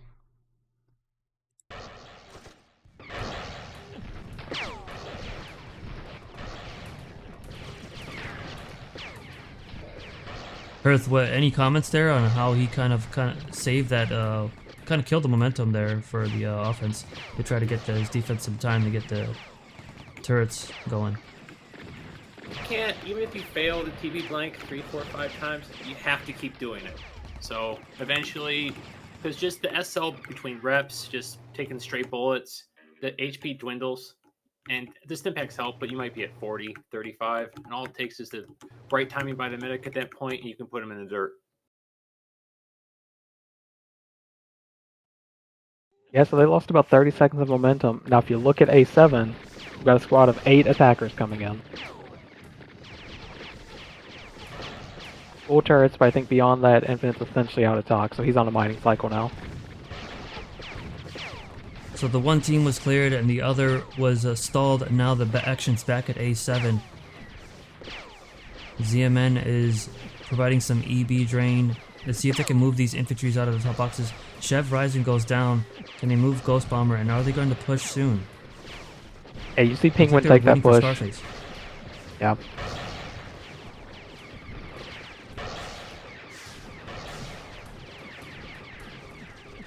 I really like how Head is just going right for when he knows to get the turret damage versus fighting. That seemed to be a pretty quick timing there.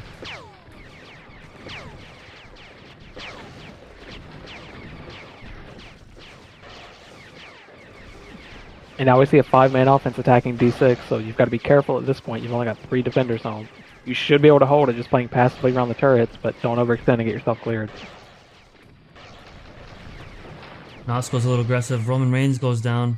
Let's see if there's a TV by Bonds. Doesn't appear to be. Switching back to the other side. Jeff Rising, Ghost Bomber, and Jay are trying to attack here. There are 3 infantries trying to push out. Yeah, I think D6 is going to be fine on this one.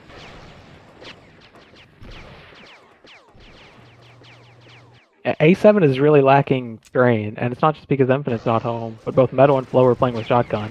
So there's no call threat pushing those 3 imps back when they set up on the boxes. And with Metal going down there, he should be calling a swing home again, or else they're going to be losing turrets. As they begin to set up here, Flow tries to get some distraction here, tries to get some nades in on Head, but unfortunately he's not draining. He needs to, we'll see how they get this team to move. Head just goes down just by passive Bonds with another flank. damage. Bonds gets a kill on Jaguar. Oh, looks like ZMN gets out. Yep. Close. I'm surprised they don't have the spec info on Bonds or just the common sense. Because the offense would have seen Bonds at the boxes when they turned the bottom corner. Now the medic would have had no reason to be that far down other than to put a TP. So it should have been called out immediately. I wonder if they do have spec info. Good point, Hirth, but it doesn't look like there are additional subs, at least on PTC. Usually we can see them kind of put into that team. Yeah, they might be on a strict 9 tonight. Head's trying to position to where that box gives him some protection, and I can appreciate that, but I keep saying this over and over. I really prefer to go for the back MG here. The RT has the protection of the wall where the NG can sit under it. If he goes back MG, they expose a lot more on that defense. I wonder if Infinite knows, and that's where he's putting the sentry. He knows that he's gonna try to that he's just gonna keep trying to hammer that down. But yeah, the MG is kind of exposed there if you can get that top angle. Is that right? Is that what you're going for? Yeah, not only is it exposed, but it forces the NG to expose himself. So if they keep going for the RT, Infinite can sit in the flag room with the safety of that little wall peak and just repair over and over. If they go for that back MG, he has to come out of the flag room, and then the nades that are flying in from the OMs can take him down or at minimum drain him. Head continues this strategy here, going for the sentry. So we'll see if they catch on to that. But do you feel like that's an engineer that knows that the heavy is only going to set up in one spot, or does he try to change it up eventually and try to block the top MG? No, I think it's a general assumption. He's going to keep blocking the RT. That's typically how we see it in the mixed community. Well, and you want the sentry to block the RT, then you want to force the heavy into the top right corner. It's easier to spam nades into that section and force them up there and isolate them and kill them that way.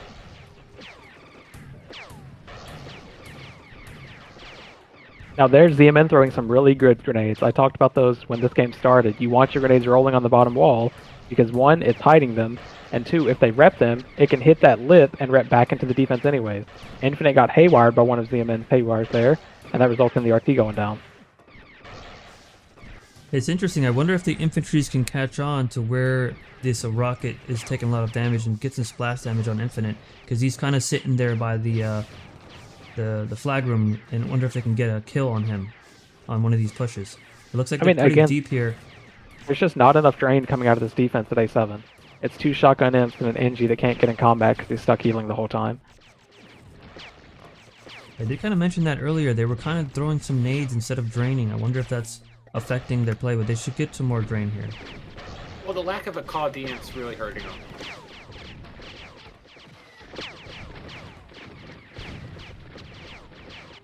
And we talked about BT. BT drafted what we thought was going to be engineer. He played his DMs last week, and he was the call player anchoring down F4. So he's out tonight. Looks like they didn't either communicate it or they underestimated it. They're trying to make it work with 2 shotguns, but that's not the way to get it done at this base. You've got to help your heavy more.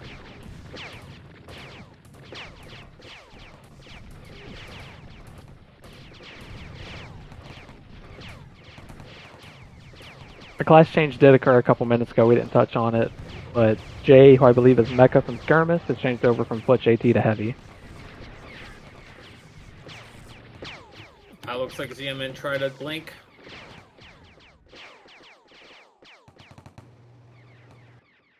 Typically those engineered TV blinks more effective on defense. Not sure what he was trying to do there. Maybe just kind of get them distracted, keep them on their toes. Sometimes the best use of the engineer on the offense than blink. You just want to haywire to heavy. It basically gives you guys a free push right up to the boxes.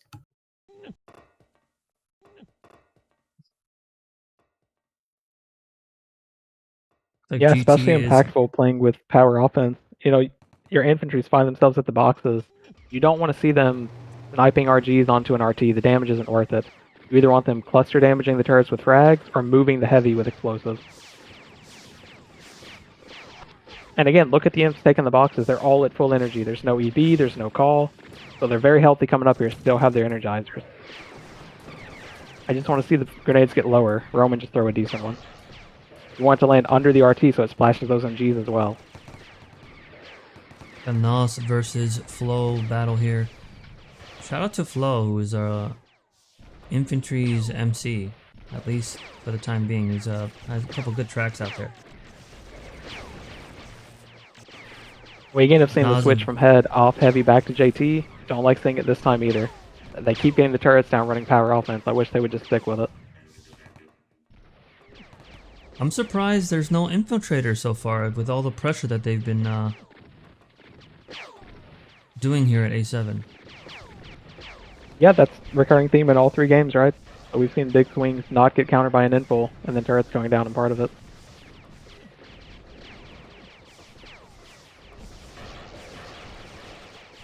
So hopefully the DMs provide. Again, they're nading some more to kind of get the heavy down, but the damage is coming from the infantries as well. Got to get some more drain. It looks like they're dying as well. Just infinite healing that rocket turret. 50, 81. Just not enough. Can Head finish it off? Not until he dies. So Shadow and Roman Reigns will definitely be holding this choke. Meanwhile, I just tabbed over to D6 and nothing happening. They're at the first choke with a couple people on defense. Again, if you're watching this, sorry that we're not panning over to D7, but again, all the actions here at A7 with minimal effort to GT and his defense at D7. A little action coming in at D7. Looks like Jay's going to get set up on the turrets. It's heavy. It's only GT and Fizz at home. And GT drops to the RT, and suddenly their flag room is clear. They need to realize this TD and out. D6 flag room is clear. We did not see that. Can they just go for it? Oh, it's almost clear. Scarface. Hell with the flags. Got to get him out, and he's out. He's out.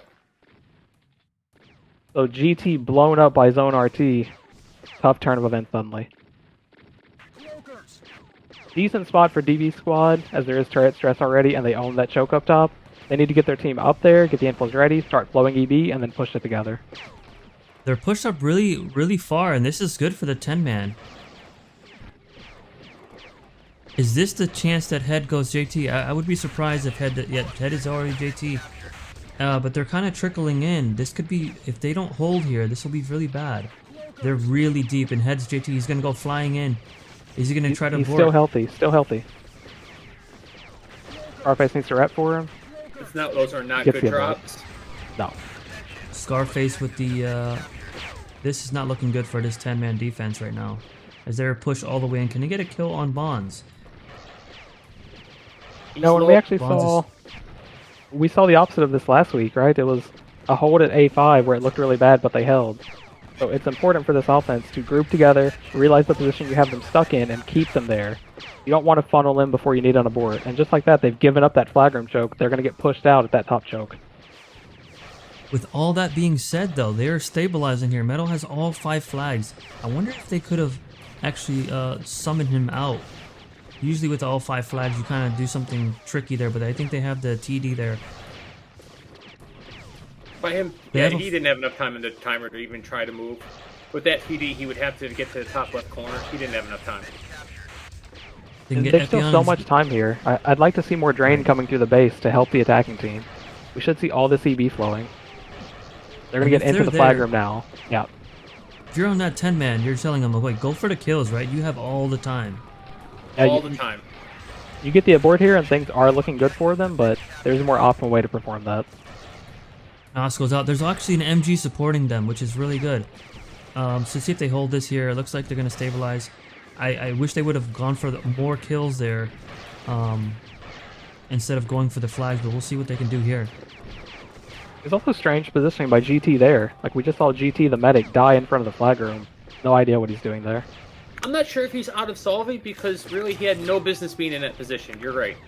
So they pulled the flag back and they're trying to reset the 5v5 now. As Nos goes back to D6 with partial turret, I guess V has enough minerals to say, hey guys, let's get back into this. It was a fluke, we got clear, let's start this over. Very, very, very fluky. I mean, there was no action going on. Then GT dies to his rocket and they get cleared. So just like in blink of an eye, things can change here in CTF. Yeah, and I may have unintentionally manifested that to GT as well. I mentioned last week at D6, GT had one mistake that resulted in Flare blowing him up and Chucky flagging it. He almost saw another lost cause by it this week. He was too tight to the wall with an offense peeling that RT into him.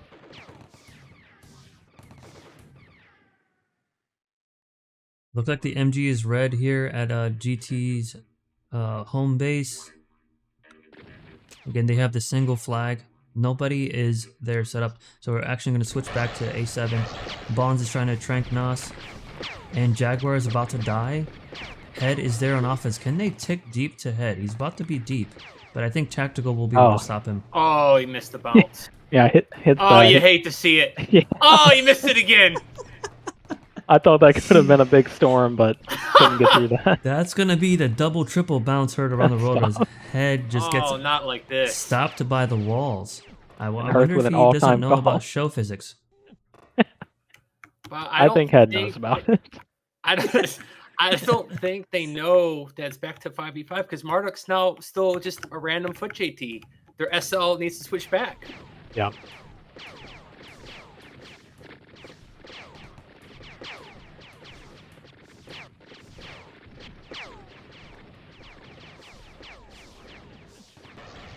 It Now, is Ghost Bomber's unfortunate that actually they. deep in D6 right now. GT did find him, so he's going to clean him up.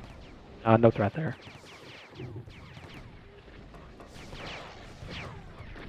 So again, going back to that 10-man offense, it is unfortunate that they were not able to kill the other team.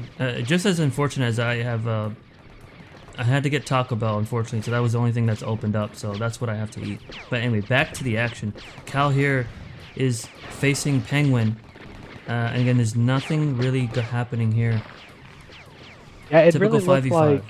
like DB's team was in a position to not only flag the 10-man, but clear him. But I think you brought it up, or Hearth brought it up. They kept rushing him one by one when they still had over a minute left. You just have to drain into the flag room and then throw a few grenades. You'll kill them all. And you get the flags. You can move bases a few times. This game could have been over if they didn't panic a little bit on that. It was a shame to see that between the SL, the medic, and the engineer, there was not a single EV stream into that flag. Yeah. There has to be a moment where you switch from like, you know, let's get the flags to let's only kill. Because getting the flags in that time, you have over 60, 90 seconds. Yeah, you're to get practically them guaranteed cleared. to get That's the your flags from that focus. position. Yeah. Yeah. Now, are we going to And see that- Head switching back? They have a full setup of flag room turrets. Very unconventional setup in A7. So some communication occurred saying, we can't hold the turrets outside, let's try something else. This sounds like a turret setup that Fizzum would do. Your words, not mine. And correct me if I'm wrong, but this setup here kind of negates the JT offense. I'm wondering if they continue with power, or do you think that this is? What do you guys think of this turret setup and how the offense that's going on? With the NGB so far up, you can set up on it from the safe spot close where tactical is. I'd rather see a heavy in the game, setting up safely and just taking out that front NG instantly. Then you just bombard the flag room with grenades to take out the rest.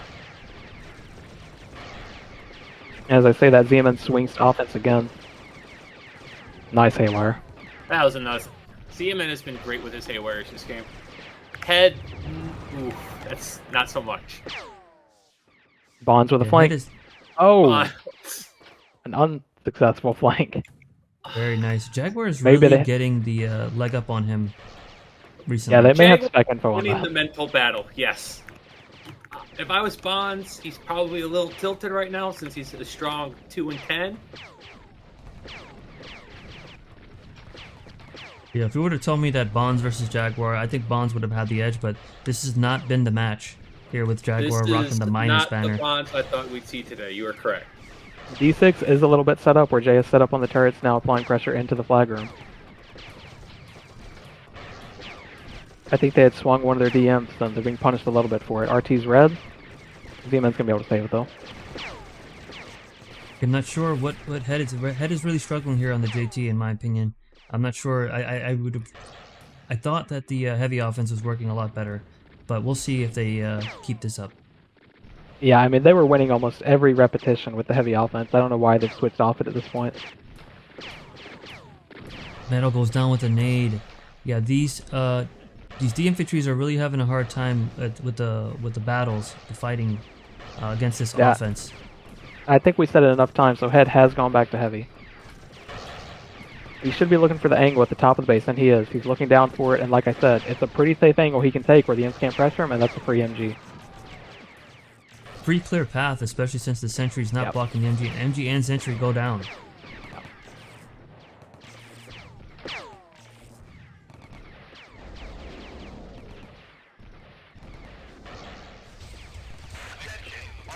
Switching back over to GT, looks like they're Yeah, they're there's getting a their lot of flag room action rushed a going little on bit. there.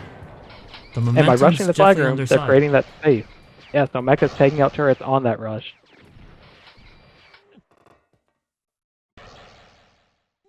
And that is my bet. I'll have to keep track of D7. It looks like there's a couple fluky runs happening there where they're getting very deep, and there are some runs where they just don't do anything. So very inconsistent offense, but we'll see if that keeps up. This is one of those instances, though, where you can see they cleared them at D7, but they didn't immediately switch to offense. Defense got the numbers. It's immediately 9v5, and they're already going to get pushed outside. And while we look at A7, you know, an updated turret set up again. You never see turrets this tight in the flag room. This is begging for a couple nades to result in disaster. Neither team showing that they want to be eliminated tonight. The loser of this game does get eliminated. As this game goes on 30 minutes already.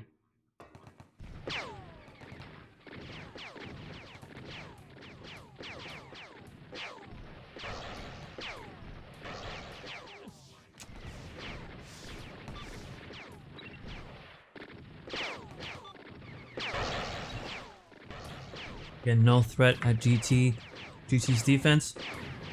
Action back at A7. It looks like things have kind of slowed down here after a crazy first 15-20 minutes. Yeah, DB's team hasn't quite figured out how to attack that flag room setup.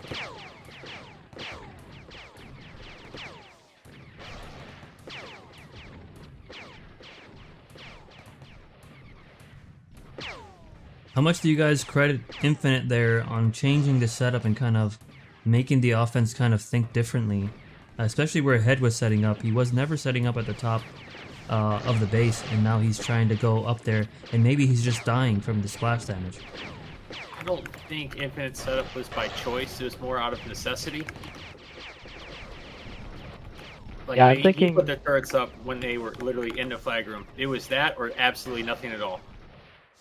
Right. Yeah, you've got plenty of vocal personalities on that defense. I'm thinking someone called out, this isn't working, we need to change something. And instead of analyzing the drain issue we keep bringing up, they went with turret issue. So it's kind of just giving up this entire top half of the base and saying, okay, but can you beat us before you get to the turrets? And then do you know how to set your heavy up to take them down?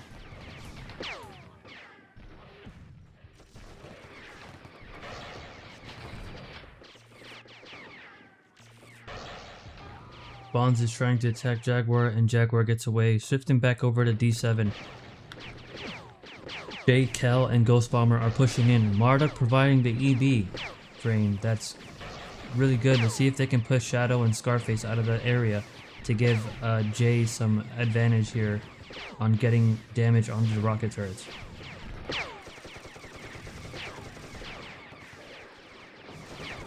Yeah, so the 2SL double EB offense.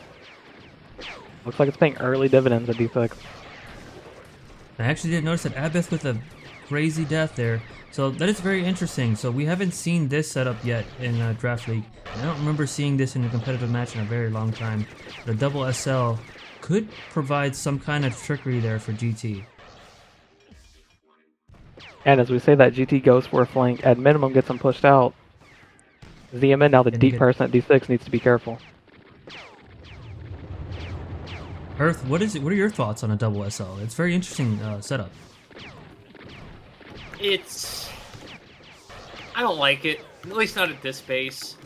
I mean, you're bouncing EB, but SL just generally, I mean, you can throw nades and throw EB, but you really have to count on your other 3 people to do the fighting and killing.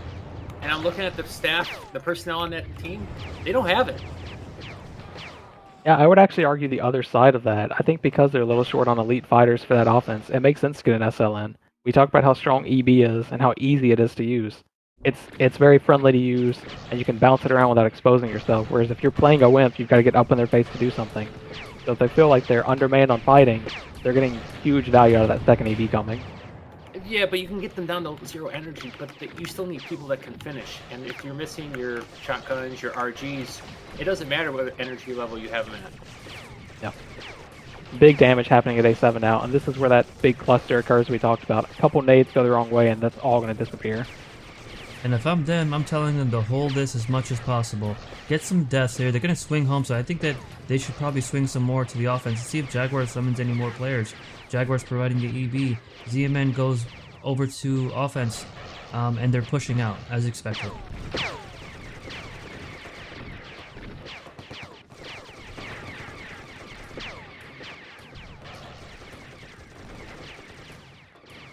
And D6 totally idle, no attackers there.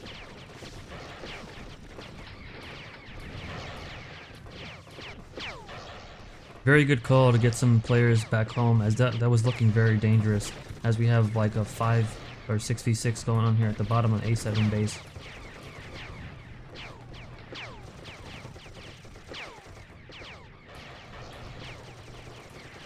I think one of the recurring issues we're seeing at A7 too is the EB coming out of the SL, so Jaguar in this case. He's one playing so far back that you can't find it. And cut away from that really quick as Zeman just playing deep in the base. So you've got all these attackers flooding the flag room. This should be a TD and out call. Good haywire, so the turrets are disrupted. I think Shadow's P6, so that Plasma's actually working, and he's not going to get out with that. Very, very good try by good, Zeman. successful. Yeah, great TB. We were just talking about that. I probably was actually more negative on it, but that was actually a really great TB by Zeman. I'm actually shocked how little damage they got done, though. It was about 7v nobody, and they did absolutely no damage. Yeah, so Z ran in with a haywire. I think it hayed 2 of his teammates as well. So you disable the turrets at the cost of disabling your own up-close damage to it. No, if you're attaching to that, somebody, I would guess somebody would have to take the point there and say, what is our main goal? Or like not actually like question it, but like, okay guys, let's get this done during this TV blink. Yeah, so we get that a lot in in the organized community. We get that a lot where if you're pushing deep on a storm or a blink or something, one of the OMs or someone is calling it. Maybe it's the blinker. You analyze where you're at, where's the medic at. In that case, someone should have said TD and out, and then identified who's healthy enough to flag it. It looked like more of a panic where Shadow was going for one flag, everyone else was running in a straight line, TKing each other and whatnot. That was really just Sentry, get a healthy imp to the top left corner, and they're out of there. Yeah, and those TBs, I mean, right now the action's going, they're actually gonna get some, they're pushed here at this choke, but commenting back on what we were just saying, you know, there's a couple words you could just say just to kind of keep it clear, because you have a couple seconds to kind of get things communicated. So TD and out, or kill the medic. Bonds blinked past Jaguar and didn't turn around. Okay, Bonds. What a strategy. I think that's going to work out, though. Except Thane, Ernie was there to save him. This is getting a little bit disorganized here, at least for the offense. Bond goes down to a nade. I'm sorry, that was just a funny death there. But looks like the offense is about to get cleared. Nas this and is ZMN are up. clear angle. Can somebody go down and instead of going north? Looks like they're not going to get cleared. To. So the quick break in the action at both games, I can go back to my point prior to the blink. We're seeing a lot of Jag playing so passively that it's making it harder for his offense to get up there and win the fight up top. Like when I see him EBing, it's kind of bouncing off a wall and coming back down. You've got to bend that to get it into the action. So if he's got EB hitting in the top lane where the turrets usually are, there's an advantage for his fighters. But because he's not really participating in this fight, we're seeing a clean on 4-on-4 instead of a 5v4 up top. And I think it's fair at this point to start thinking sudden death. You know, I think we're 6 or 7 minutes away from it. Are either team's going to take steps to say, let's turtle and flip this, or what's it going to look like?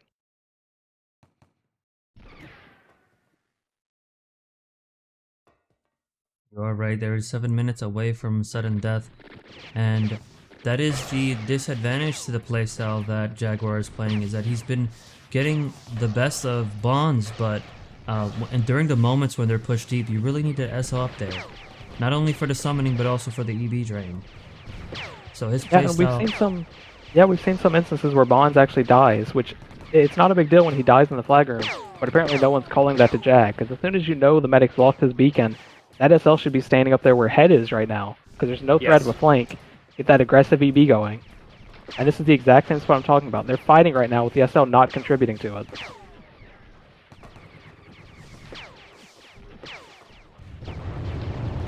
Nice kill by ZMN on the medic. So that right now, I mean, unfortunately, just looking at the teams, I don't know if the GT's team has more spec info, but Jaguar should be pushing up way higher here.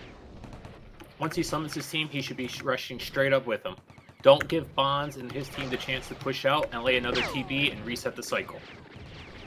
And Hearth, if you can touch on the summoning rate, right? You have a double summon at a time. So, and you should be looking at the players who have died most recently to know who you're gonna summon next. Correct. You're monitoring the order that people die and immediately highlighting them, so as soon as they ask, you don't have to page up, page down. It's an instant summon. Big push at That A7 is- here. Oh, Ernie gets pushed out of position. Great rep charge. And I would, and if I was them, I would definitely get kill on tactical, and that's what they should. That's what they have done. Head is trying to get a damage on that MG to the left of the turret room. Can they get And Ghost we're- Bomber down? They do get Ghost Bomber down. The same issue we touched on, we're seeing it again. Jaguar a minute ago was sitting too far back. He summoned a couple people near the bottom of A7, so they had to walk up there. If they had gotten there 5 seconds earlier, they can help secure that choke.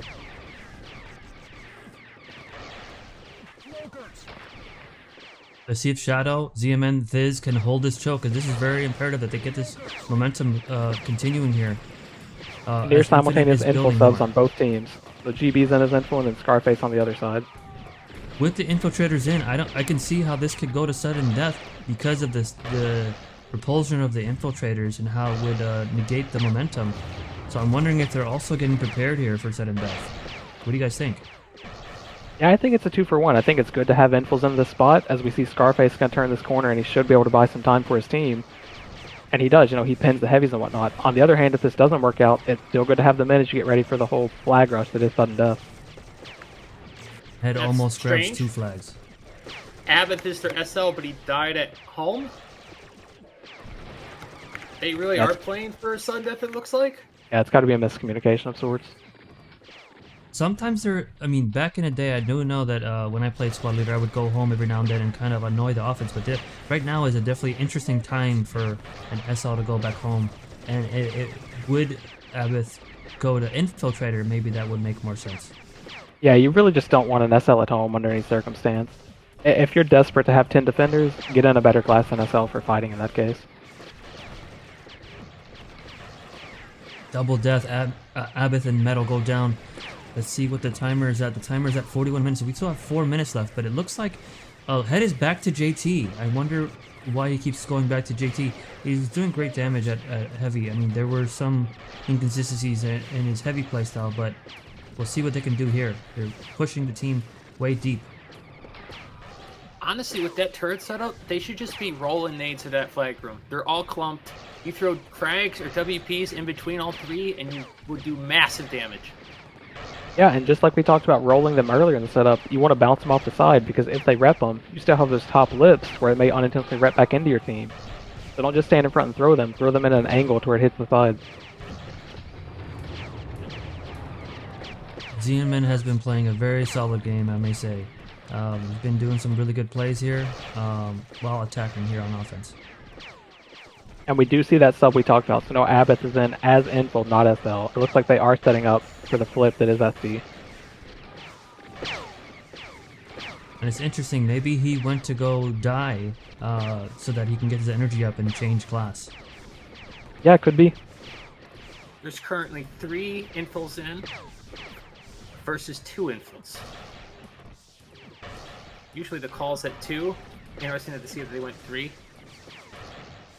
If this isn't an excuse to get this class nerfed, I don't know what is.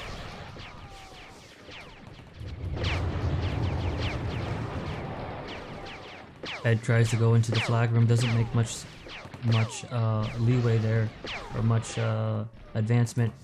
It looks like this is definitely going to a sudden death. We have 2 minutes left, and let's pan over to GT, who's been kind of chilling there at home, and nothing's going on there. GT kind of TVs back to DS and back to home, and looks like whoever grabs this flag is going to have an advantage. Oh, Ziaman with another deep blink. Xianmin, pillar game. Let's see if they can... I wonder what their strategy here is to blink deep. Are they going for their flags, or are they going for fighting? And definitely going for flags at this point. There's no point doing damage when SD's just around the corner.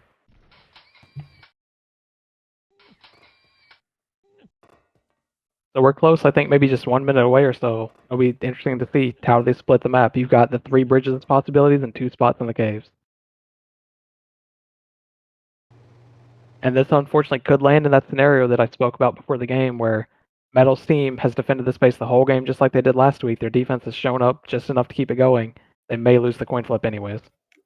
And you can tell everyone's already knows SDs. They're walking the bridges. They're going to caves. Yeah, all the base attacking is done for now. We have the screen flipped over for the chat so we can look at the sudden death, and then we'll go back to full screen as teams are kind of going through all the flag locations to try to get the single flag in sudden death. The team that grabs that flag is going to have the advantage as their home bases are probably empty and kind of just all flagging right now. So everybody scatters around the map to try to find this flag.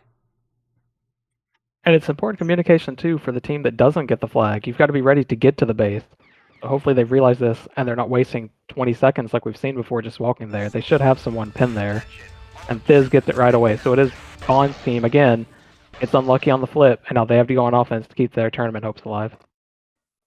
All right, let's switch over to full screen view as Thiz grabs a single flag as mentioned by Angelus.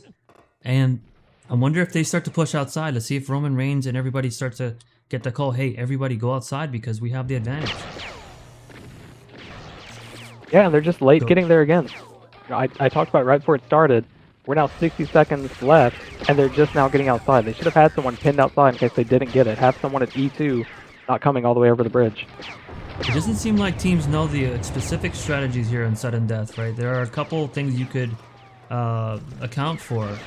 And his 10-man offense is definitely looking a little bit weak right now as Abith SL goes down. I wonder if he's actually their primary SL. This is looking very chaotic right now as I think ZMN's team it's a disaster. is favored. Yeah, the defending team will hold this unless there's some Luke lack of VS. And unfortunately, Tactical and Bonds, who played a pretty strong tournament, are going to be eliminated having never lost a base. This is going to be a very disappointing ending to a otherwise very entertaining match. But the last 5 or 6 minutes, the strategy did change because of sudden death.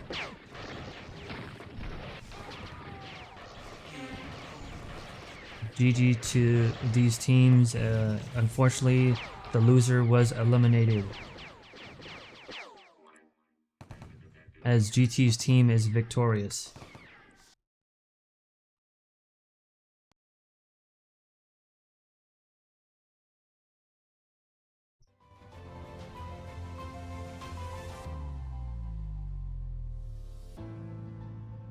Yeah, and that leaves us with DB squad advancing to face off against Posty and Solve. I don't know how much of a delay they have between now and the next game, but that'll be the last game of the night.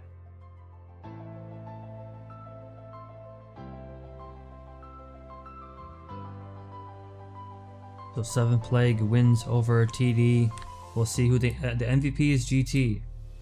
How do you guys feel about GT being MVP?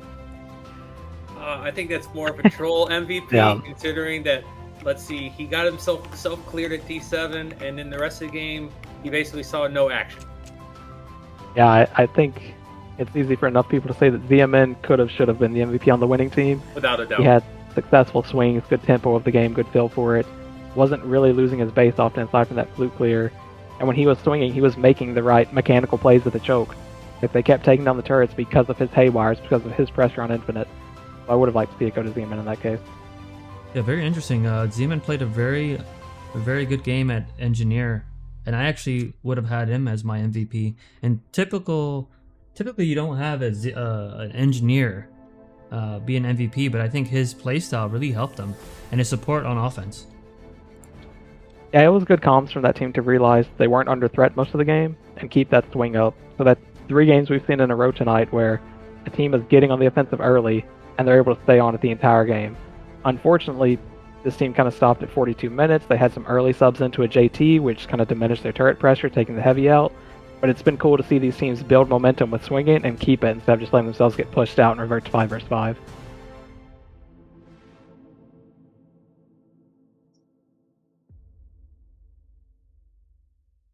Going back to our teams right now, as we discussed earlier, 7th Plague is going to go against Care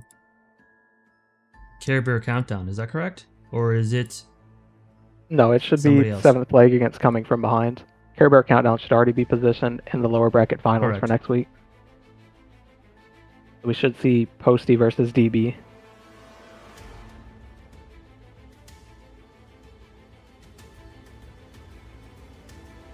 We had 3 eliminations tonight. Third one coming up right now. How do you guys feel about the teams that have been eliminated? Is there any surprises so far? I don't know. I mentioned before this game, I thought this would kind of be game of the night, at least for the 3 we knew were happening. I thought Taku Teiko may be able to get something going on, but they got pressured at home, couldn't recover. ZMN played a great game like we talked about, so a little surprised, but also we talked about the drain problem at A7. You're relying on your heavy to do a lot of damage in these long bases, and they didn't accommodate him with drain. You've got the least combat active NG in the game in Infinite, maybe the best miner, but he's not there for combat draining, and then neither of the imps went to call. So I think those fundamental differences in item sets really result in them getting punished for it at A7. They just couldn't take chokes back.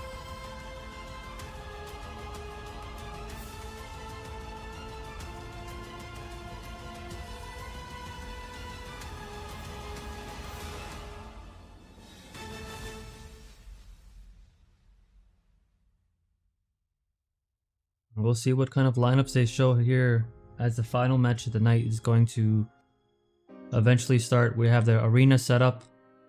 Referees are getting everything underway. Again, appreciate ZMN and the whole league and staff. Of course, the commentators were able to, as well, that are able to assist me tonight. This has been a really entertaining league so far. Sudden Death has really been controversial, but we'll see what happens with the next iteration of Sudden Death. How do you guys feel like that Sudden Death affected that last match? I mean, it's easy enough to say that the team that won was on the offensive most of the game. We talked about it before. They could have closed that game out with the 10-man, but they kind of grabbed flags out, reset, didn't take care of business up top. I wouldn't say it affected it too much. I just think in general the audience doesn't like seeing it. As someone watching the games, I don't like seeing it. I don't like how this RNG is leveling into the game after it's played for 45 minutes. I agree, because if you were to flip it and then you had Metal Squad that got the flag and not DB Squad, it's like you turtled all game and you got rewarded for it. I don't think anyone likes to see that kind of behavior.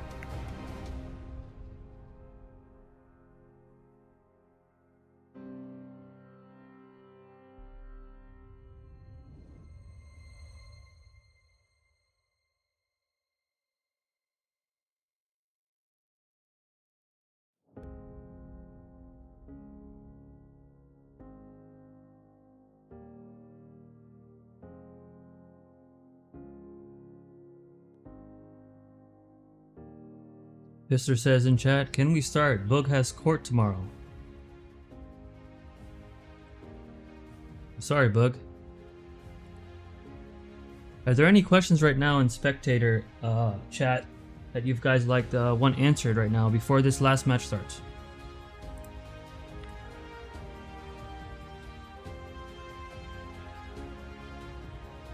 Breakdance mentions remove SD, and so does Rue.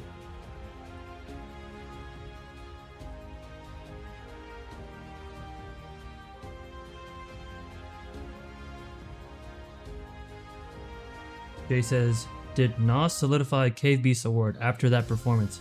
Do you guys know anything about a Cave Beast award? Never heard of it. No idea. I will say I'm about to turn into a Cave Beast. I haven't been able to eat my Taco Bell. So again, my other comment about Taco Bell. Eventually, I'm hoping this match ends in about 10 minutes so I don't pass out.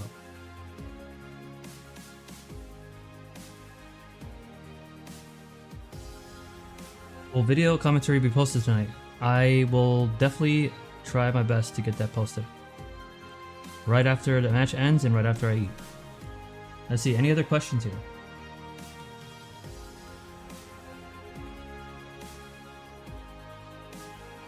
Dilatory mentions that he wants to sleep to Angelus and Hearthwell's voice tonight. Yeah, I'd rather not that be the case. Don't worry, Mike. Checks in the mail. Debris says, Besso, are you going to play M plus S Season 1, The War Within? Sorry, I got my words twisted up there, but yes, I'm playing Dispriest and Resto Shaman in World of Warcraft.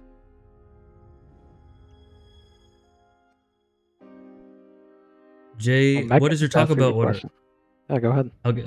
Yeah, what is your Taco Bell order? Mine is always the Crunchwrap Supreme. That's my go-to.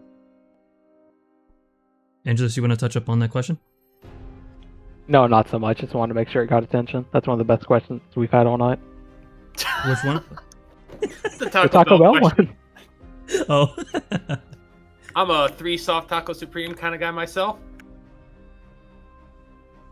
Earth gets it with extra sour cream on the outside too, so it's all gooey when he grabs it. There's something wrong with this guy. I'm not judging. I'm just letting people know.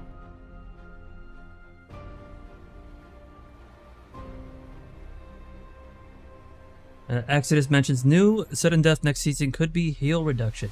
Thanks for the idea, Joe. It's up in CTFPL test zone under SD heal command. That's very interesting.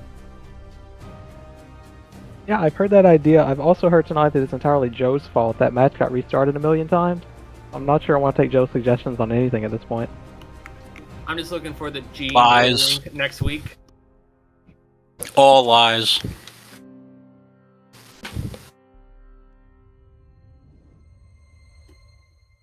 Okay, I'm with Bale. Like, I'm not sure whether the crunchy taco is better than the soft taco, but cinnamon twists are definitely a winner.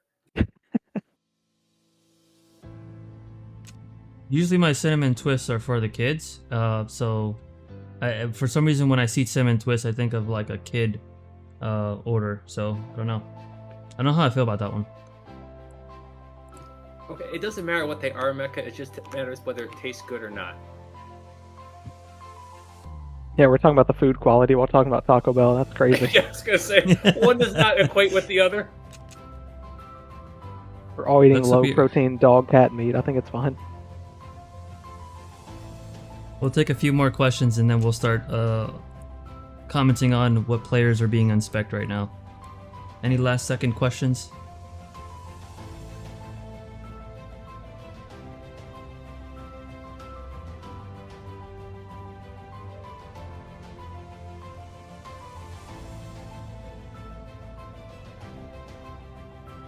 Looks like the referees are getting stuff under order here. We have ruler, soup, and planner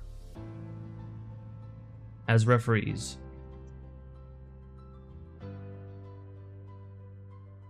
I believe soup is the main referee. Again, the winner of this match, you guys correct me if I'm wrong, is advancing to the next semifinal.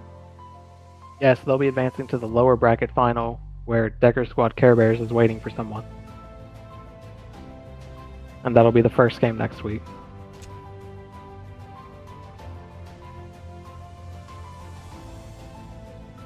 The last elimination of the night is coming here in this match with what has been a great CTF DL tournament thus far.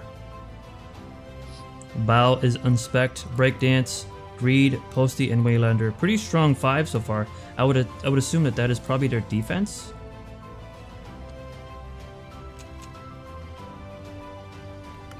Looks like their star player, Conniver, is not here tonight. That's a shame. Yeah, I know a lot of people were looking forward to seeing where they would slot Conniver in to make sure everyone gets equal play time.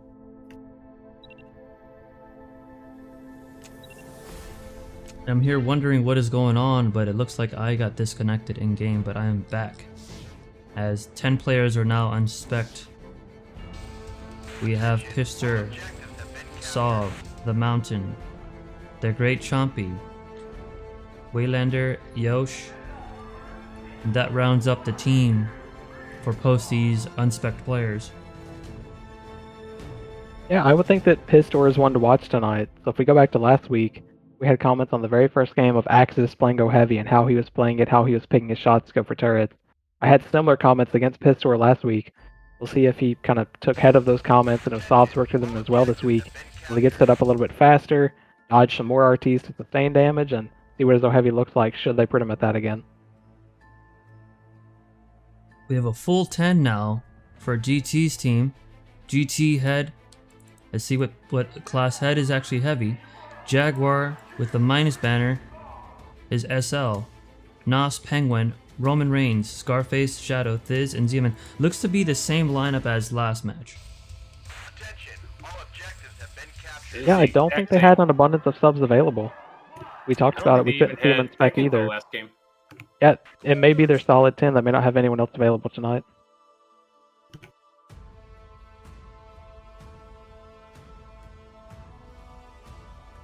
I will say that if Head's playing offense, I don't love starting the game as Heavy. I'd rather start as JT for that flagging advantage. That is a good point. If there's any time he'll be JT, it should be at the start or Infiltrator. What do you guys like better, Infil or JT to start out? I'm assuming Infiltrator is the go-to pick for flagging. I do prefer Infil. You can sometimes catch people on a flight back, and if you catch up to them as Infil, you can outplay them with the reps. Whereas with JT, you're just racing people.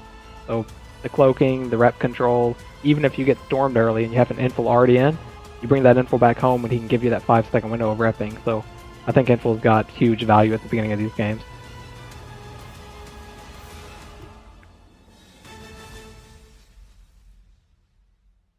And switching scenes back. Sorry, I had the schedule pulled up, but we have a temporary scene here.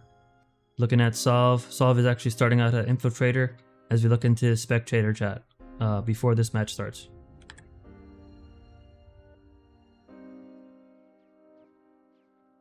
Yeah, we do have a 2-minute timer at the top. Not sure if that's the restart timer to go, or are we going a little before or after that, but we should be underway here soon.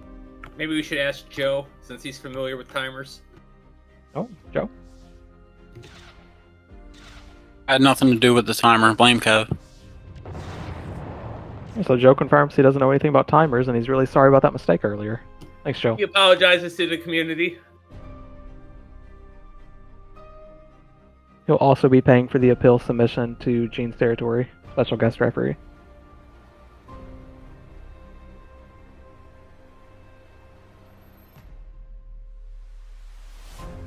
Well, fellas, I'm back. A year later. Hey, at A least few nobody ever seasons ago, petitioned to my remove guy me. called me to rule on what to do about Brian, a.k.a. Bax. Now, he calls me and asks me to review Ray Gunn, a.k.a. Revenge's case. He tried to shut down Discord. He tried. He tried to hide.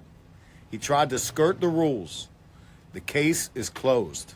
He is banned for the rest of this draft season, and Ace will transfer the alias Revenge to Joe, a.k.a. Cheese Crisp. That's the way it's going to be. First day in the studio, Gene's out. Well, fellas, I'm back. A year later. Joe, aka Cheese Crisp.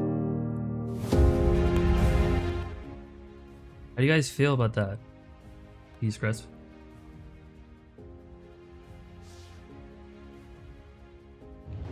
He's too ashamed to speak on it. Leave him be. I wonder why the volume is so low when I do that. 'Cause on my end, it looks like it's full volume, but we'll have to see.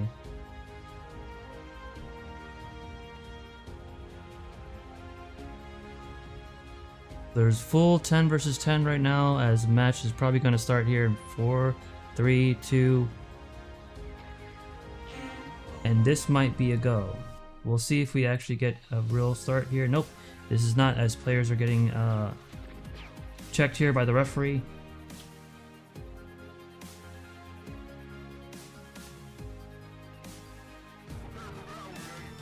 And that's a go.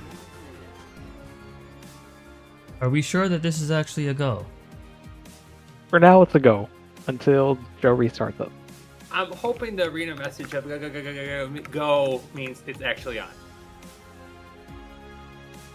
I'm hoping so too, but we might see a random restart. And the player, it looks like Rayvenge is on. Just a comment, Head did switch back to JT for the game start, so good to see that. Alright, Nas picks up a flag, Shadow picks up a flag, as the flags are 2 versus 2 right now. Pister picks up a flag, and the Great Chompy. Any comments on Chompy, guys? He's kind of like the crowd favorite right now for the underdog, for new guy of the I'm not sure the about a crowd favorite, but he certainly has one fan that's present with us today. He's certainly commentary's favorite, Big Chomp.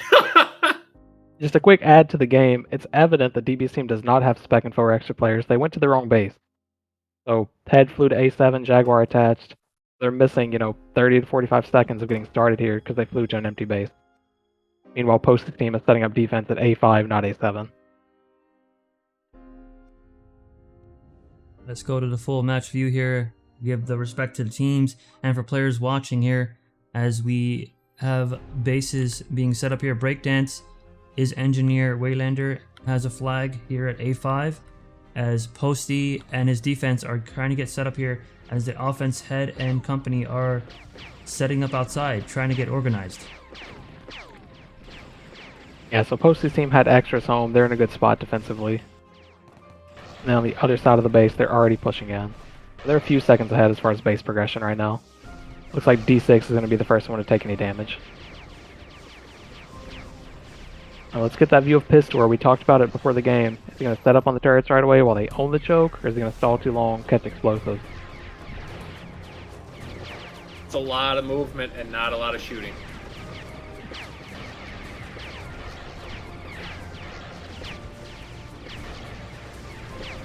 Yeah, it's not the start that we wanted to see, certainly. Would have rather he take out that sentry right away to open it up. Same advice we gave to Axis last week.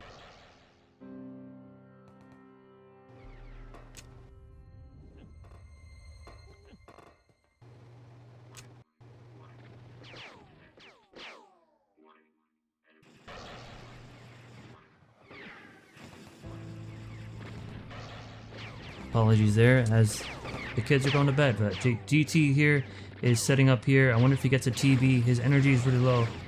I wonder if he'll get a TV on the mountain. How do you guys feel about the mountain being SL? I'm not too familiar with him. I know he plays SL, but I think, no offense to Mountain, but I think he's just another one of those stock standard SLs. Nothing fancy. Just gets the job done. Definitely got the job done there as GT goes down with a blink. Again, if they had me as spec info, they would have known that GT would have TB'd there.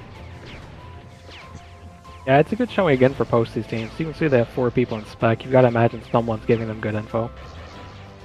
And we should see again this heavy gets set up. Looks like Yosh and Sov may be haywired here, but they definitely had a good roundabout on this boxes here, kind of protecting Pister. Unfortunately, Pister goes down early, but I see some good things here so far, coordination-wise, with Sov's offense. Yeah, I would agree. They're getting to the boxes at full strength. You'd want to see more EB coming down from the mountain, down the left side, flushing out the boxes more. If they can make that small adjustment, they can probably kill a DM for 2 and get even better setup.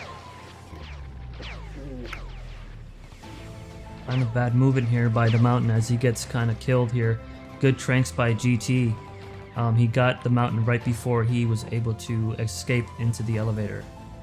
Yeah, they're okay. Solve had already made it outside, so their offense is still up. Mountain reattached. They're reestablishing at E2. Ooh, and it's a clear at A5 as well.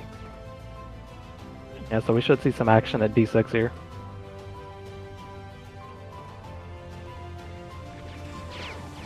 I'm assuming ZMN's got some Sov is big going mines to on the request bottom a of swing. the space. Yeah, both teams are. Huge haywire, hits 5 people. Huge haywire.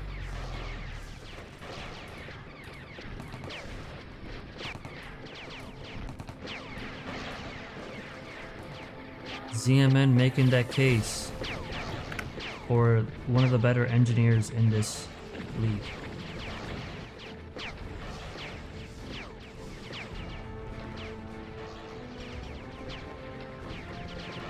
Shadow is dueling Waylander as the fight at D6 is happening at the top of the base. Sov is tranked.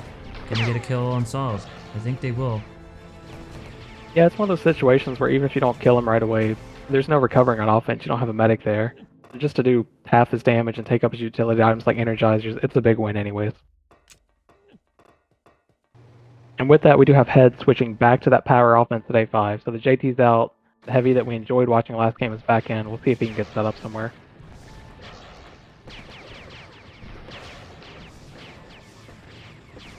And the offense taking a little bit of time to get set up here at A5. Looks like Posty is now flanking Jaguar, and I think they will get the kill on Jaguar and Head.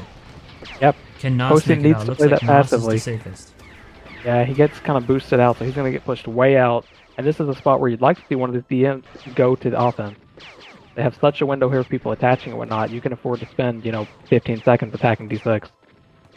That's a great point. Taking advantage of the time, and especially the positioning that's given to you. When that offense is kind of reeling and they've pushed out, that's a great time to swing. Yeah, it feels great when you push them out to the streets, but you're really not accomplishing anything.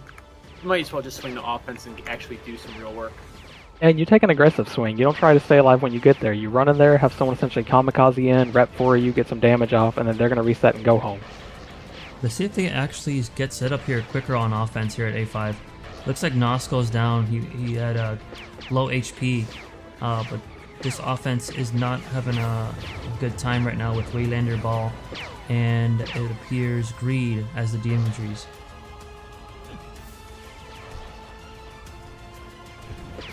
I'd say in general, the offense attacking D6 has been more successful. If Pistol can find the angles to set up, they could get some actual turret damage in. In that case, he overextends before they flush the imps out and dies instantly.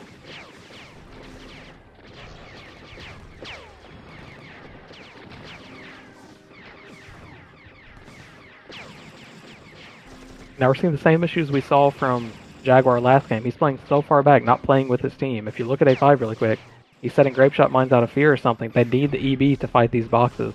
They're fighting full energy imps with no EB support at A5 and getting nothing done. I will say there's some pretty good chemistry going on here, at least with player familiarity. Sov, Yosh, and Pister all have been on the same USL team quite a few times. So as long as they can execute, I see some pretty good things here as far as knowing each other's playstyles, even though they're in different leagues. And again, you see this team pushed all the way out. If they're sure Jaguar doesn't have a beacon, I'd like to see one of these DMs swing over to offense now. We talked about old CTFPL, and Albert's squad Newfie did that a lot. They had one of the strongest defenses the league had seen, and they could swing their players like Wolven or Polaris over as needed because they pushed so hard. And that helped, accommodate their offense where it wasn't the most skilled offense, but they had the coordination there. And if you're coordinated in a 6 vs 4, you're going to do some big damage.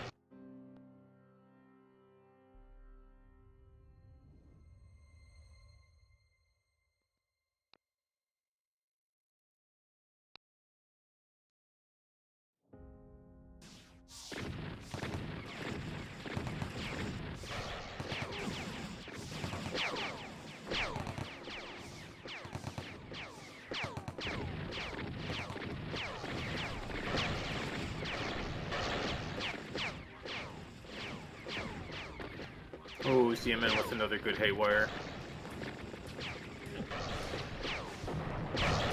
Ed is trying to set up here and trying to get some sentries down. I'm not sure how effective that'll be.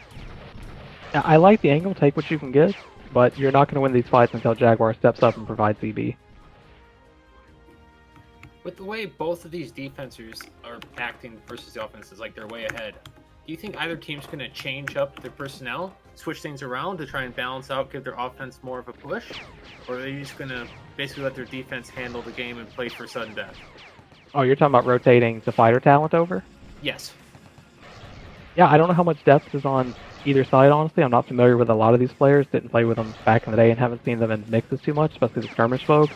I like the idea of it, though, to try something else. Say, hey, we're really doing well at A5. We can definitely afford to give you one of our veterans over to offense if needed. So, for example, you could see something like Yosh go play call imp on defense and some of the more experienced imps play offense.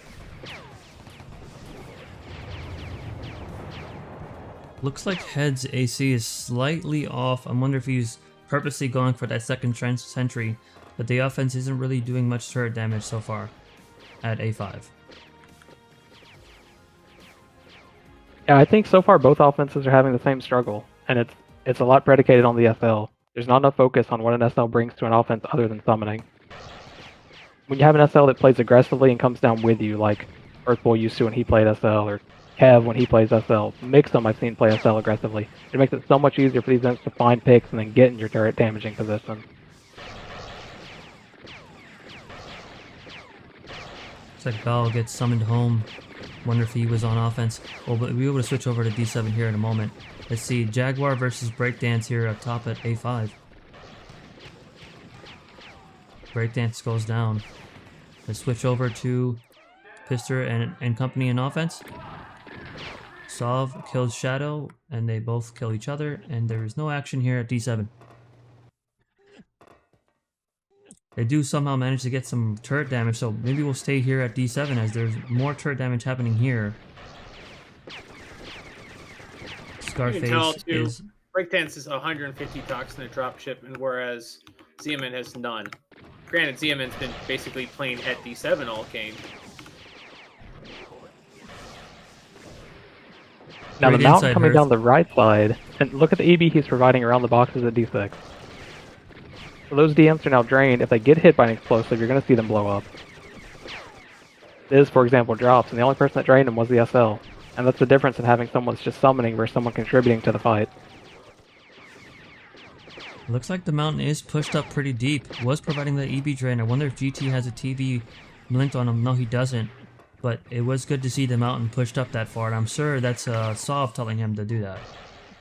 But he went on the right side, which is always dangerous, especially versus the medic that TBs. When you're on the right side and the medic blinks on you, now you're trapped, and you have no way between you and the elevator.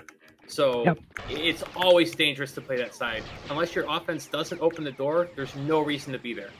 Yeah, and I saw that when they pushed last time. No one opened the door. They all stayed right. I totally agree with those comments. As SL in this base, you can stay in the middle of the base and get your EB all over the place. So you don't need to expose yourself going right side. You can flow it from the middle. That's a great point, and also the TD, right, that you provide going down the middle, if there's any summoning that needs to happen from GT. But you have a clearer path, and it's all about the angles and positioning sometimes here when you play CTF.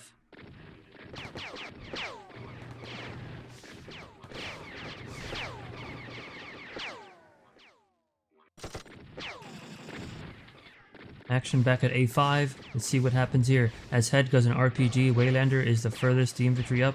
Are they going to be able to... Roman Reigns is actually taking quite a bit of damage here, and Roman Reigns goes down. No, that's the recurring fight we keep bringing up. They're fighting against a medic healing, and they don't have EB support. Like, you're just down fighting at that point on offense. You've got to slow things down and bring the SL with you. The one thing about Jaguar, though, is he is getting manually flanked quite often, either by the engineer or somebody else. I wonder if that's affecting his ability to provide EB drain.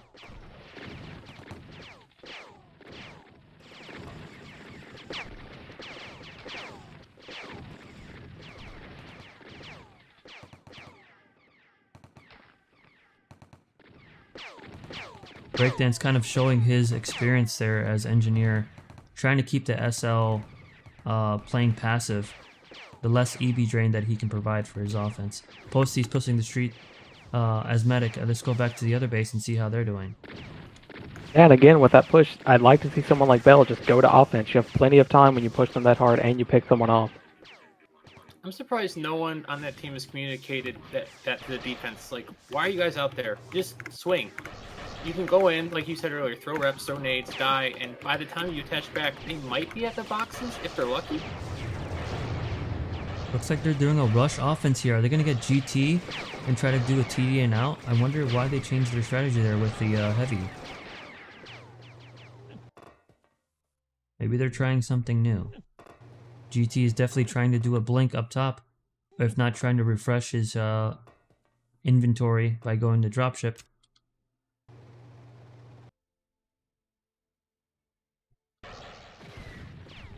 See if there's and now it's actually the other team that swung. Yeah, there's an extra fighter at A5 now. They got pushed way out. They brought the extra over. Yeah, okay, they're doing Posty exactly what you had said. If someone communicates that, Jaguar should be playing way up. Instead, he's laying mines for a TV flank that's not coming. And that can make or break the difference of positioning, right? Because if you were pushed up more, and another offense is dying, but you're taking the player that died first, so you could potentially be holding a further choke down. Yeah, the versus further starting back all the way in the plays beginning. SL, when you're off, like, look how much space you basically just handed back to the defense for free because you're playing that far back. You gave them their whole Exactly. base back.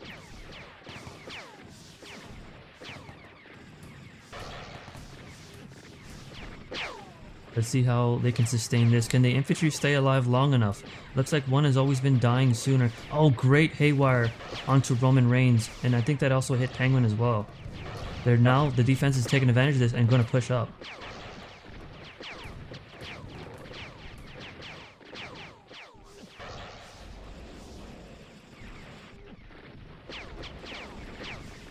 And during competitive play, you kind of live for these moments, right? The offense is just kind of making it easier on the defense.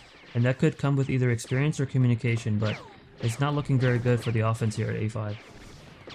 It's just pushed so far out. If they're sure from spec info Jag doesn't have a blink, these imps have got to start swinging.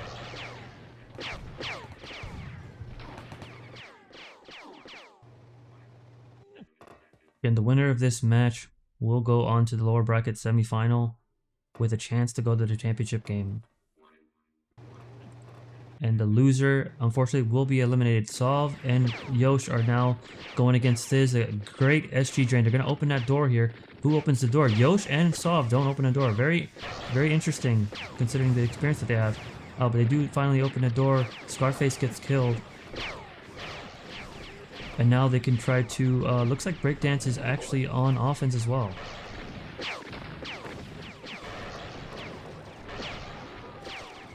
Solve kind of a 1v1 situation, one versus everybody, rather. Chompy goes down. Angelus, how you feel about that Chompy death? Yeah, I mean, it happens to the best of us. I'm still so frustrated at this point that Jaguar's not participating when they get to boxes. He keeps backing up to set mines on beacons that do or don't exist. It's just really hampering this team's progress at A5.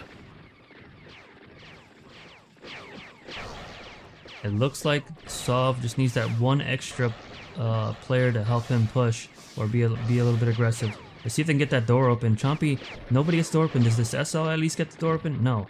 But it looks like they're trying to set up here Pister versus the Sentry. Can they move these infantries out to the bottom of the boxes? Again, it's another case of look at the SL. There's no EV flowing down to force them out from that box area. Both SLs are really costing their offenses this game. Yeah, we saw Mountain take an aggressive stance earlier. He did get cleared after that, I believe, or at least pushed out hard. And maybe that got into his head like you talked about in the previous game where, okay, I pushed hard and got flanked and cost my team. Now he's more reluctant to do it again. But you need to do it again when you're running these power offenses. Perth, can you touch on a little bit on how a medic can either decide to EV drain, trank, or heal? I mean, what's the thought process going on there? And in what order? It's a lot to take in. So typically, at least the way it is currently with engineers, Salvi's in such abundance now that you can deluxe freely and you'll typically still be at 150 after the engineer comes home. So your opportunity cost is you can either regular medic kit and save your Salvi, or deluxe, and it gives you time now to EB, throw tranks. So you can actually do multiple things at the same time. You're typically watching your defense's health first, and then if they're getting low or in a bad position, you throw out a deluxe. But for me personally, I'm throwing out more EB these days than tranks.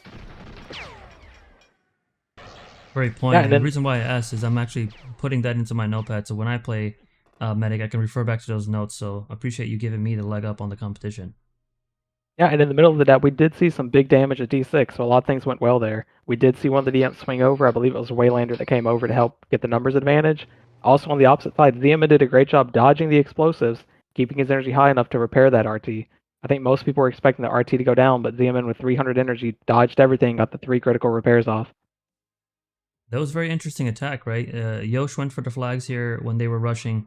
At what point do did the whole offense coordinate on just rocket turret damage? Do they grab the flag just to have... Sometimes the strategy is grabbing the flag so that defensive infantry can hold the flag. That could also be a strategy. So it's very interesting that Yosh went for the flags there. Yeah, there's usually someone shot calling it. We talked about Jackie earlier. Jackie does a lot of that on offense sometimes. He's not in this game, but just as an example. I find myself doing it. It's usually once you have pressure and one of the MGs is red, you can have someone rush the flag room. And we talked about dead zoning last week. Get on top of the other MGs so none of the turrets are hitting you. Just having an offensive presence in the flag room creates panic on the defense, and that's when things start to fall apart. And it looked like we were seeing that, but again, good play by ZMN, keeping his energy up, able to maintain it, didn't lose the turrets on that one.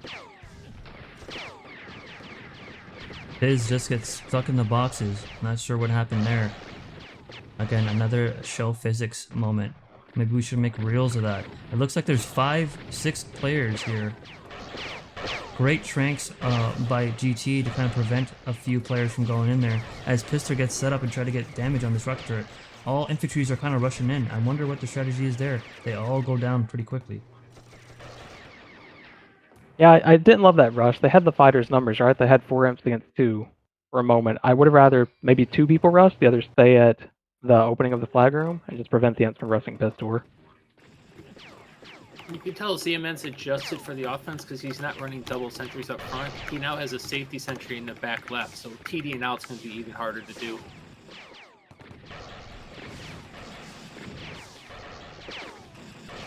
Looks like they're permanently swinging an infantry over. Yeah, so we've got the uneven numbers going. We've got 6 on offense at D6, and then, the other 4 left to defend at A5. And let's see if GT and company swing another infantry home. There's usually a numbers advantage. Just might as well just swing another player, but they are not swinging just yet. I wonder if this is going to cost them. ZMN is still keeping up the turrets and blocking for them, as the rocket is 105 HP. ZMN pushes out there. I don't like the push out, assuming he has stocks. They're going to take damage, and now he's not going to be there for 11 to 14 seconds. Wonder what the point was. That was definitely a weird moment there for ZMN as a dying there. He did make it back. Yeah. This is a rush point. They should be calling get in there now. You can dead zone the back MG. You don't need to sit out anymore. I agree. They should be rushing in there. Not sure what they're doing here. Yosh grab the flags. A little bit uncoordinated there, but they were definitely a couple of players on the collective side, kind of just holding there outside of the turret room when they could have went for more damage or killed somebody. That was, hopefully he was out of ammo, and that would explain his movement there, but Pistor really choked. Yeah, a little late pushing in, and then Pistor with a panic moment. He missed a few on the MG, and then instead of just realigning his cursor to it and taking it down, he rushed a little, died to it. That should have been all rets gone, certainly.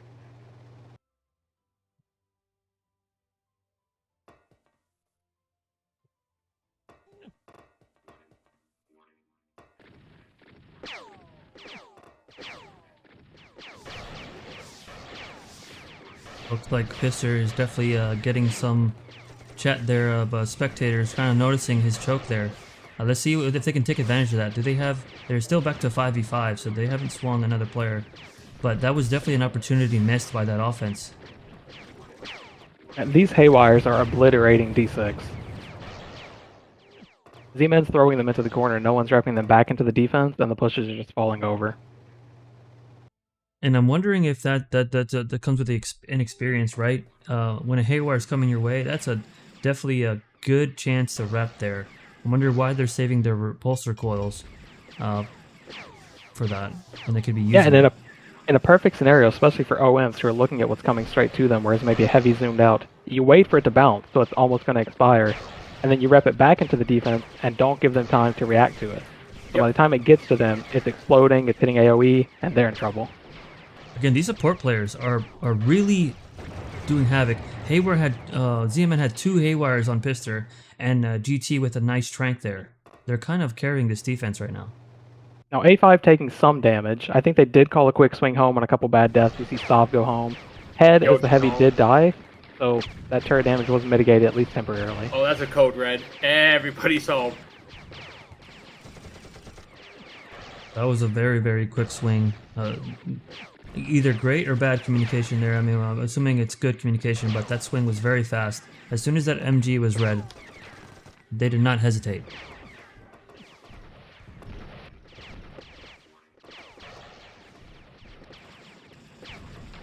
Looks like we're back to a 5v5 here.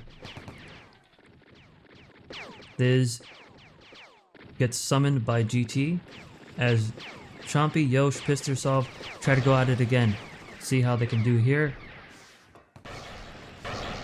Sov leading the way. Surprised there is no reps going. And it's still the... Okay, they do get the door open. Sov going down the right side. We see that haywire again, straight to the corner. Again. No one moves it. He's sitting there, hey, he doesn't even realize it. Here comes another one. It's just a lack of experience. And it's on him again. Yep. Z-Man literally just landed 3 haywires in a row, all on Pistor. And a WP ZM grenade. Like, Right, ZMN, a very experienced engineer at both the PL level and infantry. He knows that he's having a field day with these haywires. But it's what Angela's touched on earlier. As an offense member with experience, when you see the yellow, grenade coming at you, for me, I'm looking at it as an opportunity. Just put it right back in your face, a repulsor, and give us the advantage. Unless you're angling it off the wall at the right angle, it actually benefits the offense more than it does the defense. yeah, and same concept we've touched on with the RT. RT's coming at a fixed time, assuming you're in aggro range. You can use it as a weapon on offense and rep it into a wall where a defender is. But for whatever reason, there's no coordination on Sov's offense to get these haywires out of there. Same thing happening on the other side. These engineers breakdance with a great haywire on head. Hopefully we'll see players learn from this, but that haywire definitely has a different color grenade to it. Very surprised that these aren't being repped.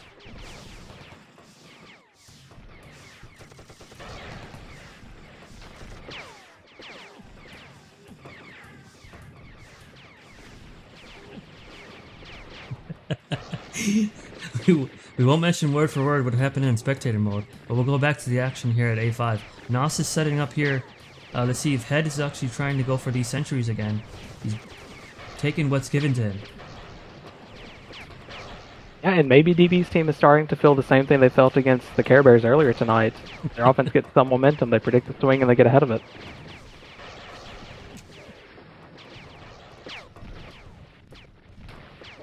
It is yellow. Here's Pister is actually at home.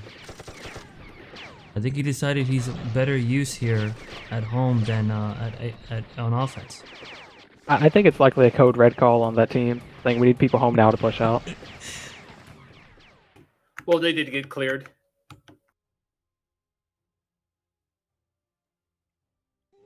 I need a moment, guys.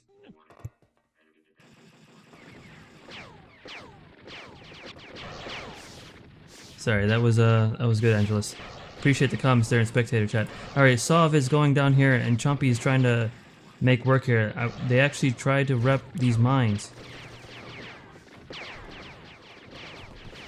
Yeah, I think we're gonna get back to a 5 versus 5 momentarily.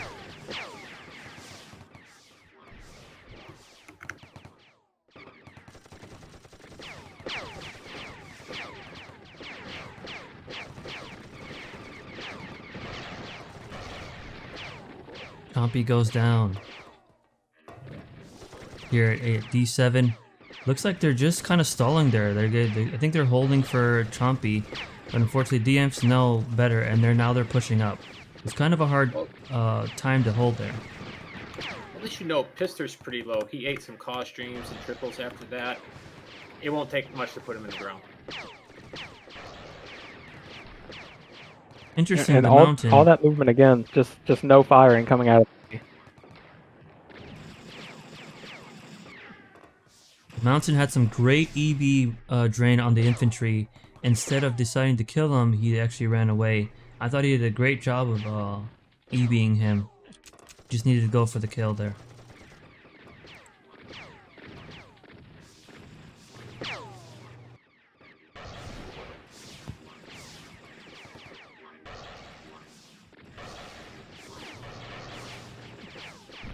Pister setting up again here. Can they move these? Oh no, Pister goes down really fast. Oh no, they're great haywire.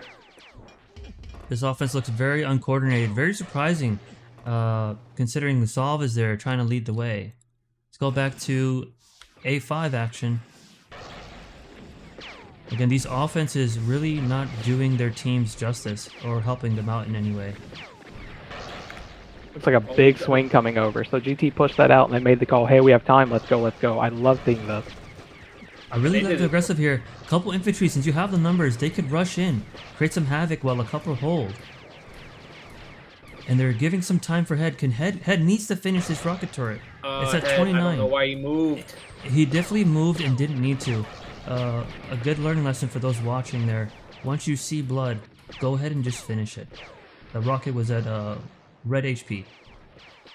Yeah, Hertz just PM me. He calls that pull in a pistol when you should be shooting turrets, but you're doing something else.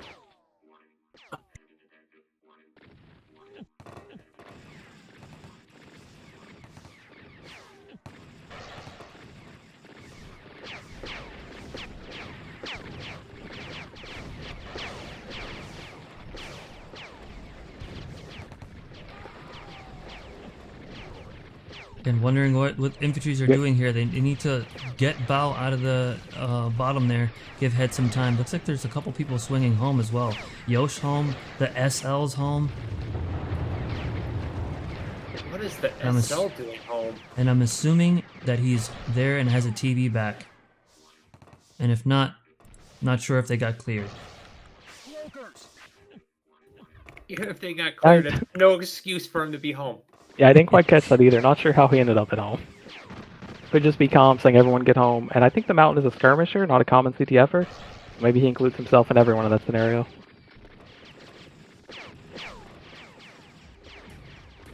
Then an infiltrator goes in. Solve his infiltrator.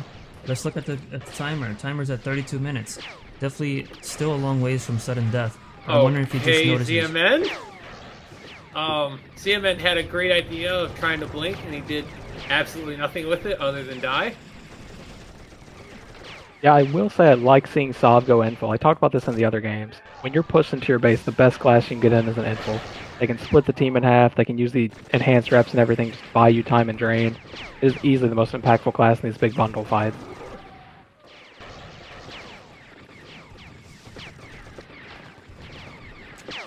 Right now, Sov is hunting Jaguars to slow down this offense.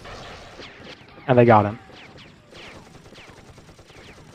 I don't think the Mountain was the SL last time. At least I don't recall. And it could be the inexperience there on why he's doing the things.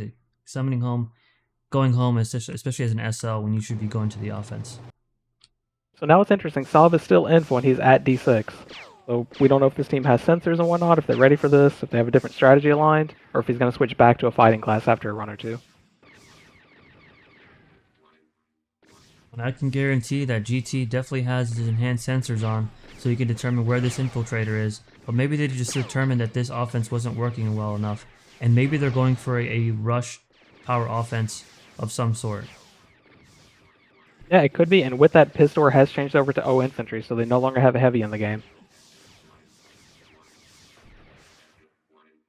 Do you think Sov's going to stay infil after this, or is he going to switch to heavy? Maybe they're switching? I think either could be effective. I think Sov's heavy could be deadly the way this base has looked for most of the game. And Scarface right there with a pretty nice move and to try to get some damage on Sov. It kind of distracts the offense from them rushing in. The door gets closed.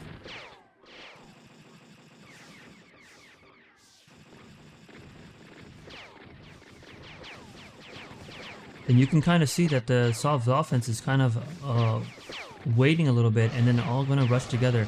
Looks like they are going for this rush tactic here. As they're going down the left side with 4 and right side with 1. They're going exactly as called. They're going in for flags, and maybe they're just getting distraction. Now Scarface is holding the flags.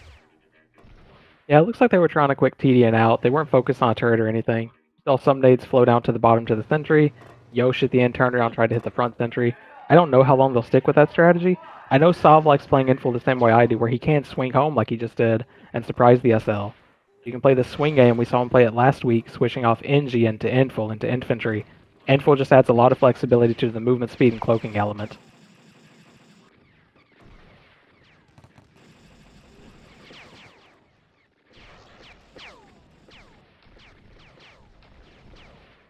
Jaguar goes down, so we know there's no SL blink at A5 again.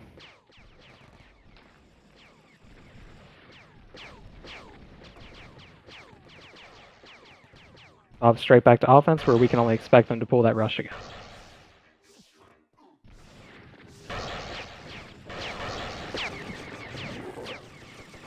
A great Haywire just shuts the whole thing down instantly. Yep. ZMN knows what to do. Yeah. Now, is he haywiring through the wall?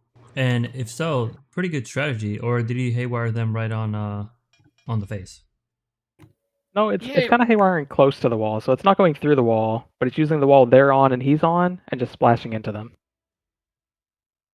I wonder if so he's on the same side as them. Right. I wonder if Solve ends up using his repulsors earlier, that way to push Zeman back. Yeah, ideally you can rep charge as you go in. You kind of coordinate that. Someone's going to use a rep charge to get to the door, and then the other 2 rep charges are still available when you get to the flag room choke at D6.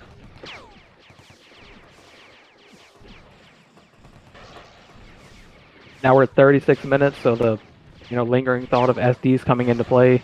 If nothing happens in the next 6 minutes, you got to expect both these teams to either pull a big 9-man swing or just set up for sudden death flag spawn.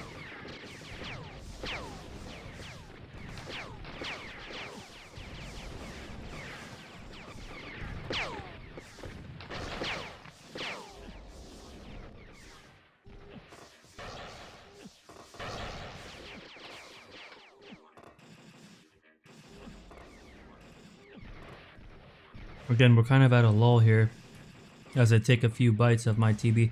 Did not expect this match to go on this long, but again, the winner here will go on to the lower bracket semi-final match. Loser gets eliminated. Roman Reigns, ZMN now providing nice haywire, nice grenade support here on offense at A5. Let's see if they can set up. Oh, looks. I wonder if that was his own haywire that hit him. Yeah, it's a good shot here. Solves at enemy, so he's not going to be there to push out. And Jaguars now made that adjustment, providing the EB we talked about to help around those boxes. Oh, looks like Pistor got subbed out. Yes, I think Vin is the new player in the game. He is correct. I don't So know Vin how is this is an going to work infantry. with about 8 minutes left till sudden death. I definitely felt last week that Pistor had a great run here at A4. Maybe D7 just wasn't his base or wasn't comfortable there. But today didn't seem to be his night. And maybe the sub here is because of sudden death.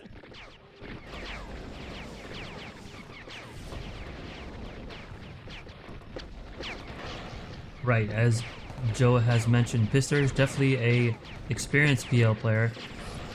Probably has played more USL lately as of anything, but I know for sure he's an ex-squad mate of mine. But maybe this just wasn't his day. Yeah, he got a lot of criticism last week attacking F4 for kind of the same things at Heavy. He's hesitant setting up, he's not moving to dodge the incoming RTs and whatnot. We saw a lot of the same tonight, and I think accordingly he's been subbed out at this point.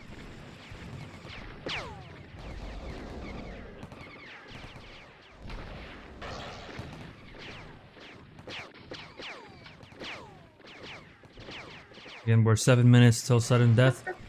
Things have kind of Okay. stalled a little Okay, bit. ZMN. ZMN is taking sudden death to the next level by already placing turrets on 2 of the 3 bridges. Now we see that rush offense again going through D6. Now Pistor's out in exchange for Vin. See if they're looking for TD, turret damage. They ate some tranks there, so they're not getting much of anything. Back and G a little low, but not much else.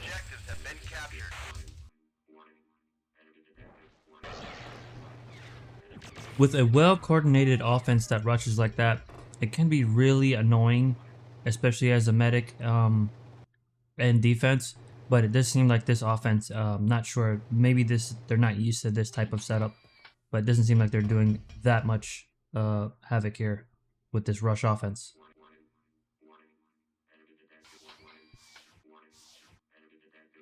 Yeah, the 2 support classes are playing it really well between ZMN and GT. You know, they're ready for Tranks and Haze and whatnot when they get to that choke, and it's just completely shutting them down so far. Looks like Another Soft run here, does they get the did get rip. prepped off the wall, yeah. Right. And that's what I was looking for there, to see if they can get ZMN off of trying to get those free haywires, as he's been destroying teams with those. It still seems like the coordination's not there, though, because we saw them go in. A couple imps went up, one imp went down. They're not targeting either of the side MGs. They're not flowing frags to the back. I'm not sure what they're trying to get into.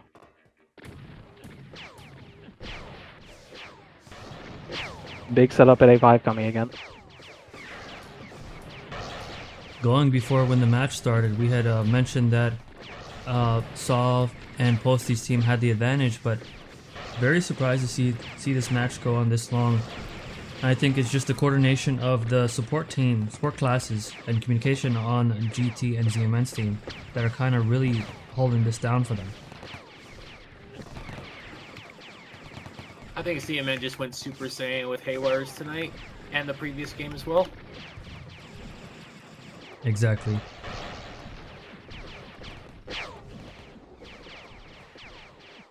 Now, if before the draft started, they would have told you his haywires would be this good, would you have made any comments of where he got picked in the draft league. He's still not second pick overall. Just baiting for ZMN slander when he's having the game of his life. That's messed up. I just love how when he announced it, we're all like, was that a typo?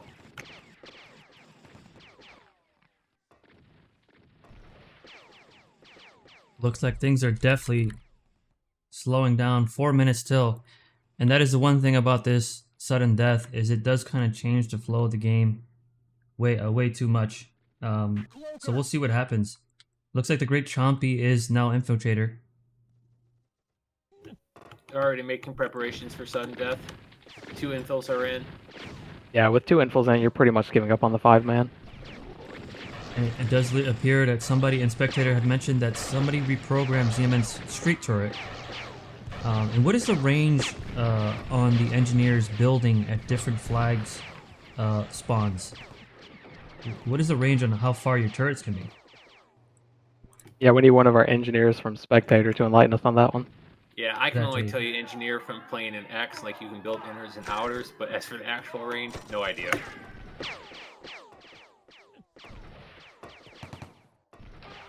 Let's see if Verb can comment. Is Verb listening here?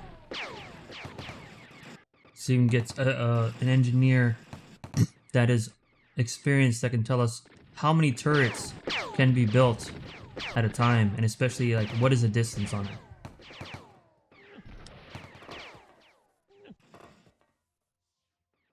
Well, if Verb doesn't know, nobody knows. Nice spread, at least by Posty's team. They've got 3 flagging positions secured right now. 2 minutes away from SD. So now we're not even fighting at the base, we're just fighting over the streets.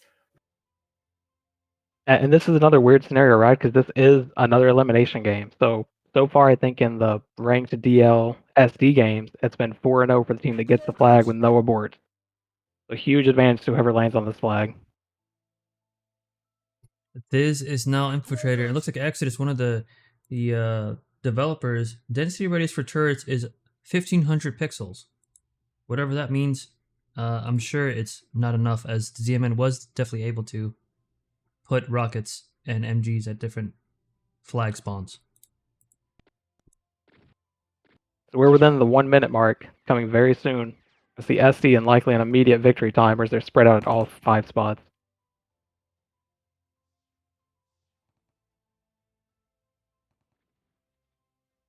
Definitely a big drastic change in play as teams stop.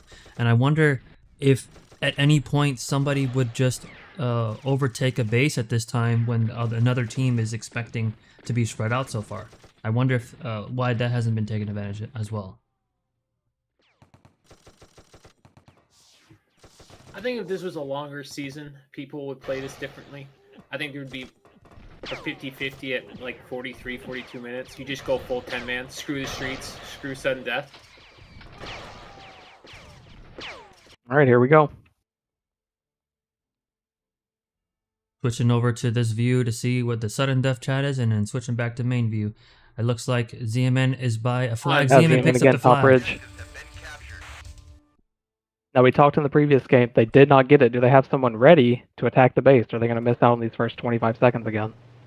Another thing I'm looking for here is how far do they push out? There's nobody here at this base. Do they go all the way outside? Does Shadow actually do it? They are outside.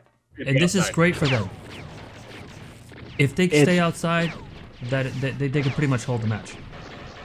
I think this is just a miss on strategy again. Again, we're at 60 seconds, and the attacking team is not in the base yet. So you're putting all your eggs in the basket of we're going to get the flag. If not, we'll start 60 seconds later attacking your base. Right, and that's what I was commenting on earlier, is that you're too spread and focusing too much on SD, but you definitely need to have positioning in play, because you're not guaranteed to get that flag. So now we're 40 seconds away from the top 2 predicted squads being eliminated from the tournament before the last week. Dov with some great reps here, as he knows what he's doing. They need to get this door open. He doesn't get the door open. Waylander agreed, and Yosh, there's only 30 seconds left.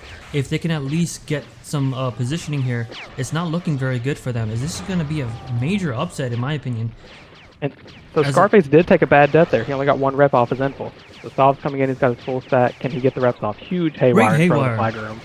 Another one. Okay, BD. Waylander, We all this know is what definitely going to be an BD abort. stands This is for. definitely going to be an abort. Can they get it? Yosh gets in. Ball Oh. gets in. Great reps. Greed gets in. 10 seconds left. Can he attach the Greed? Greed is going to get it. Doesn't He get doesn't get the there. abort. Wow. What a great turn. That was an amazing game. At least for sudden death goes. I really felt like Solve's team was going to get the abort there. But this to me is an upset we didn't see coming. Yeah, it's 5 games now with sudden death, 0 aborts. So sudden death's really been the theme of the tournament. If you win that coin flip, you're winning the game, it seems.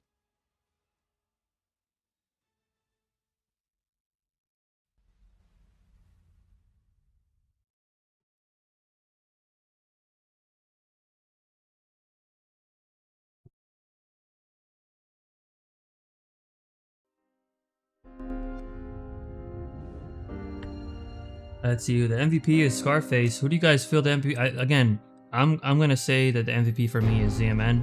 But who do you guys think? I would agree, it's CMN, and it has CMN. nothing to do with flagging at the end. Just his defense against the multiple strategies deployed, whether it's the power offense, the rush offense, winging. I think ZMN was the most impactful player on the winning team. And I do feel like the attendance did play an issue. We had seen our top squads kind of play stronger, but that is the nature of Draft League. So unfortunately, Solve and company do get eliminated tonight. So next week you'll have Decker's squad, the Care Bear Countdown, facing off against the winner we just saw, DB squad, 7th Plague. And then whoever wins that will advance to the finals to face Nixon squad, Fangs out for the last match of the league.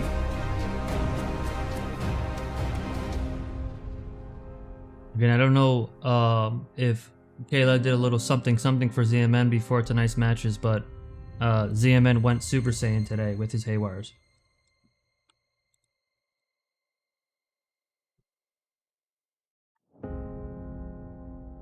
So the teams that are remaining should be 3, right? So Care Bear Countdown will face Posty's team at the elimination match. No, I'm sorry, Posty to get eliminated.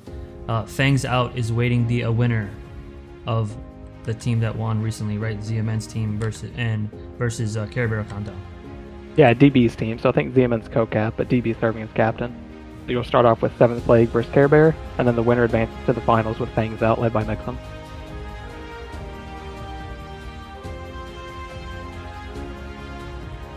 A great point by Flo is that Exodus was able to get a website up, ctfpl.org, that has some stats. And I think that they're trying to do pub play and tournament play, but at least you can track the matches and who's had the most kills. So maybe we can get some post-game interviews going and some questions from people, but I think we can maybe try to get some post-game interviews on some of the winning players. Is there anybody that you want in mind that you would want to talk to right now, Angelos or Herb? If DB's around, he drafted that team. If he's around, he has comms. It'd be cool to hear from him his thoughts at this point. Because going into the tournament, the general consensus was they drafted the weakest team. But now the quote-unquote weakest team is one of the top 3 teams, so it'd be cool to hear from him.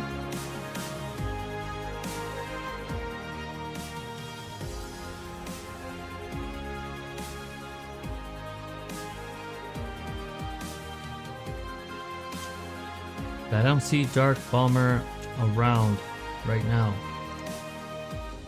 But I know ZMN is here, but he might have his mic muted.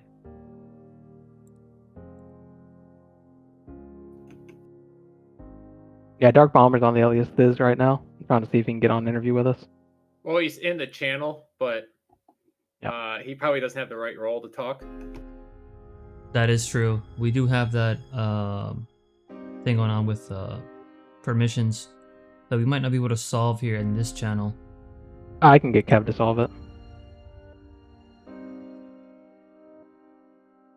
Or ZMN's fixing it for us. So in a moment we should be able to talk to him.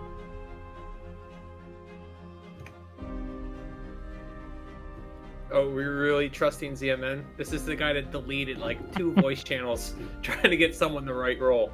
Hey, should be MVP ZMN. Second overall pick, just eliminated the first overall pick and solved. What do you guys need? You need someone to have permission to speak? Yeah, we'd like to talk to Dark Bomber. He's in Discord, just needs the speaking permission.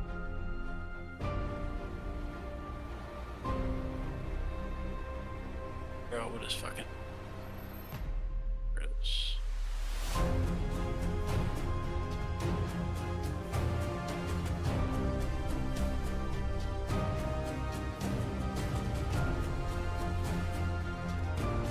Again, what a great night of matches as we get the voice communication solved. As 3 teams were eliminated and 3 teams remain. So there will be a semi-final for the lower bracket next week. And then there will be the championship match, which will be Things Out versus the winner of the semi-final. So there will be 2 matches next week, which is good because, you know, I don't know about you guys, but NFL starts, right? So, good timing here as we transition from the end of CTFDL into, I believe USL is also starting up soon. DB, I've confirmed, is unmuted. Dark Roamer, do we have you? Hey, what's up? How are you doing, man? How are you doing? Great win. Pretty good. Thank you. Excited. Team did a really good job tonight. And how Yeah, so did you were feel? I just Go want to ahead, ask really Andres. quick, being in the game or, you know, spectating, wherever you were in the game, DB, was there anyone on your team that stood out to you as, you know, taking a lead, whether it was vocally or their play tonight? Yeah, GT has been calling most of the shots from D. We lost. We had a lot of issues our first game with slow swing. So GT adjusted that tonight with us. As soon as we got clears or cleared some infantry, sent us to offense. So we had that practice faster swings, so it worked out. We had them swinging home hard. Yeah, what about your offense? Who do you have shot calling for your offense, if anyone? Right now we have RR, MVP RR. He's been doing a tremendous job with the offense. If we need to switch it up, he's the one that's making calls on our offense. He's been doing a good job so far. Proud of him. That makes one of us. Yeah, that kind of explains why the offense couldn't flag it in regulation. You may want to switch that up for next week, but that's up to you. We've been playing some teams with really good defenses. So we had to be aggressive on offense to get it clear, just so we had some extra numbers to help our offense push. Yeah, you guys definitely had some effective pushes. Certainly had the better heavy in the game tonight playing offense, so shout out to Head for his play. Yeah, Head's been active. He's been playing. I'm really proud of him too. He's been communicating a lot. The whole team communicates. Everybody talks. Everybody works together. No issues, no drama. Proud of everybody here. DMN is a great leader, and so is GT. I'm happy to have them. Who's been making the calls for Head to switch the JT or the Heavy? It would be RR. He's making all the offensive calls. Right now we have, if I'm playing NG, DMN assists on offense. But What we about the trust strategy. RR. Yeah, what about your sudden death strategy? So you guys got set up pretty early. Zeman's flying around the map trying to build mini bases over the SD spawns. Have you guys rehearsed this? Is it kind of during the game you're figuring it out? What's that like for your team? So we did practice it, I think the first game, and we just make adjustments towards it. We knew that going into these games around the 40-minute mark, we got to start preparing for sudden death. And we have ZMN. He's pretty much calling the shots on when we're going to set up and what to do. Everyone here is really good at listening and following orders. And then, correct me if Gotcha. I'm wrong, your match next week is you face Decker Squad with Chucky. That's a rematch from the previous week, isn't it? Yes. Yeah, so last time I remember GT had the spacing issue blown up immediately in the flag room, in and out. You guys going to make some strategy changes or clean that up in preparation of Chucky next week? Yes, last week we did a storm play, and I think we were too slow on it, and just readjusting back into going to on defense and all that. I didn't have a sentry, we didn't have any drops down, and you make one mistake. Chucky's been here a long time. He's a great player. He's gonna take advantage of it, and he did, and got that 6-minute win. No, well, I appreciate the feedback. That's all the questions I had. Hurt, did you have anything for him? Yeah, I got one final question. Why did you pick CMN first? I picked ZMN because I'm new coming into the league. Pretty much don't know really all the players.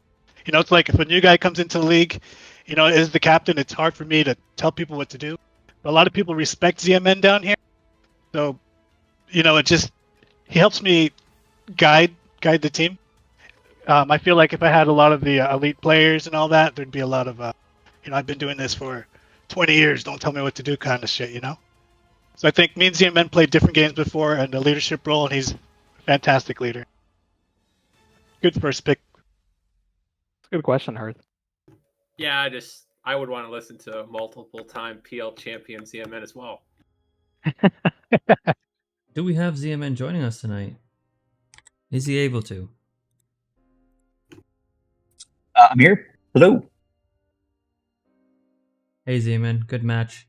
First of all, you had some great haywires. What happened? How were you inspired, and how did you get this play out of you today? Because we haven't seen that at least the last couple weeks, but today you just went crazy. Can you comment on what your strategy was as an engineer? Yeah, no, I think it's less about my strategy as engineer and just more about what we were trying to do on defense. You know, we were just really jiving well, and everybody's kind of feeding off each other's energy. GT did a great job with shot calling a lot of things and gave us all the confidence we needed to be able to stay home and fight, or if I need to go mine, or if I can stay home and be aggressive for a little while, do an occasional swing to offense and try to support them a little bit. But overall, I think we were just driving really well. The energy was good, chemistry was good, and I think that was pretty infectious between both matches.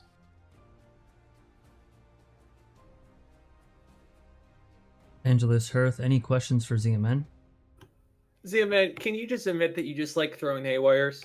Because that's basically, you would do that and land great haywires, and then you would try to ensign somebody instead of doing the next best thing, like E-beam or throwing EMP grenades.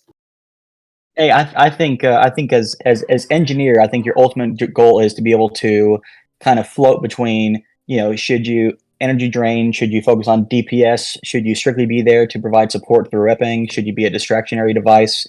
And I think as a hybrid engineer, not one of these Uber miners, but you know, you kind of got to float between all of the four of those roles. So yeah, sometimes it's, you know, heavy EB, sometimes it's more DPS, and yeah, but I think it was effective. Yeah, I had a quick question for ZMN. So next week, you guys advance. You're going to play in the lower bracket finals. Which day are you going to send me RR's login info so I can really get your offense going? Well, you're gonna play a shock tarts. I thought we agreed. Okay. And then Matt will help out with some spec info, I think. Yeah, that makes sense. Yeah, As long as we all mute him, he can spec info. It's fine. No, but I definitely want to give props to Matt, to our user, doing a great job with the offense. You know, really, Posty squad, their defense is some of the best defensive fighters in the game, and our offense was very patient. They did a good job calling when it was a good time to swing and when we were pressuring the boxes, and yeah, that worked out pretty well. It would have been nice not to have to rely on sudden death for the win, but you know, we certainly caused Posty's team to turtle more and swing home more than we did, so I consider that a success. ZMN, with your high draft pick, can you confirm, did you at all pressure Dark Bomber to select you early so that he could help you get this far into draft league?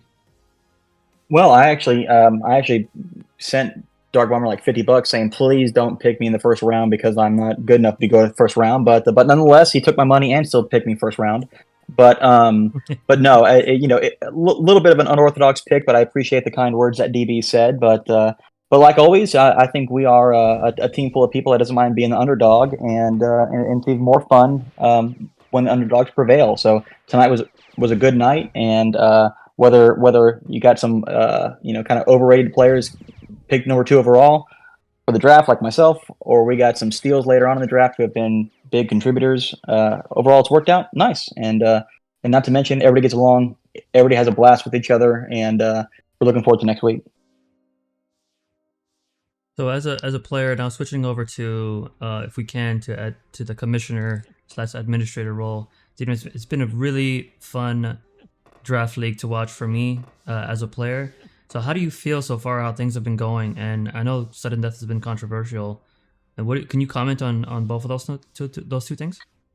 Yeah, absolutely. So, when CTFDL was started, number one, it was really started kind of last minute to try to take advantage of the USL off season and get some organized CTF play back going. Overall, minus some warts that we have experienced, I think it's been a success so far. And I'm glad we've done this. I think people are inspired and motivated to have a season 2 of CTF DL, but we're happy we did it.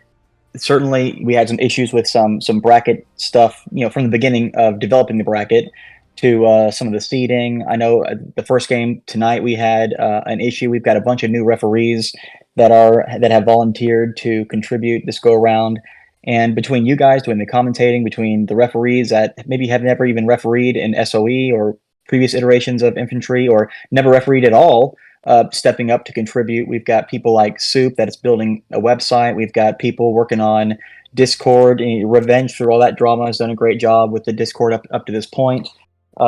Flair, Angelus, Beso, you of course, Hearth. You guys have been doing a great job with the commentating. And it's fun when we can create multiple layers of engagement. We've got the in-game play breaking records of free infantry population peaks. We've got the videos going up on YouTube. We've got the live streaming set up by Beso. We've got interviews being conducted by commentators with squad captains. We had the draft go live itself for a couple hours. So this has been a good season to learn new things. I know sudden death has been a little controversial, but as we all get a little bit older, playing 2-hour marathon games and trying to fit those all into one evening is challenging. So, for CTFDL season 2, we'll certainly reassess, sudden death, maybe some other ideas to make games go by a little bit quicker, but not lose the spirit of CTF. But CTFDL has been a great experiment number one to test things out without a major 8, 9, 10 week long commitment. But lastly, I think I can speak for most people. It's been pretty enjoyable, flaws aside, and I'm looking forward to CTFDL season 2. Hey, Zeke, I just want to get back on something you said earlier in your monologue. You mentioned that you had a bunch of newer refs. Was one of those the reason for the delay in the first game? So I'm not exactly sure what the delay is yet. I haven't had a chance to look through my message logs just yet. So certainly looking forward to finding out exactly what happened, just so we can put some mechanisms in place to make sure that doesn't happen again. Considering all things, I'm glad it happened earlier in the match rather than later in the match, but certainly it shouldn't have happened to begin with. So we're going to find out what happened, and my very PC answers, we're going to implement some additional training to make sure that doesn't happen moving forward. And I certainly don't want to give any of our refs a hard time. They're volunteering, they're stepping up, they're learning on the go, and mistakes do happen. We certainly appreciate everybody's patience and cooperation with that as we get through some of those learning curves, but we'll get to the bottom of it. When we find out what happened, we'll certainly be transparent about it, let everybody know, and ensure that doesn't happen moving forward. Awesome. Thank you for all of that, ZMN, and for putting all this together. So let's see if we can get some last second questions. If you go to Arena OVD in the game, let's see if we can answer any of the questions before we end tonight's matches, and then we'll briefly talk about who's fighting next week for the 2 matches. So any questions? Roman Reigns wants to be on the mic. Denied. Yeah, we're not gonna do that one. Instantly denied, guys. I can't do anything about that. I'm sorry. But let's ask any questions. Anybody have anything to add for tonight? Remember at Arena OVD, you can even ask them in Discord. I can check it out right now.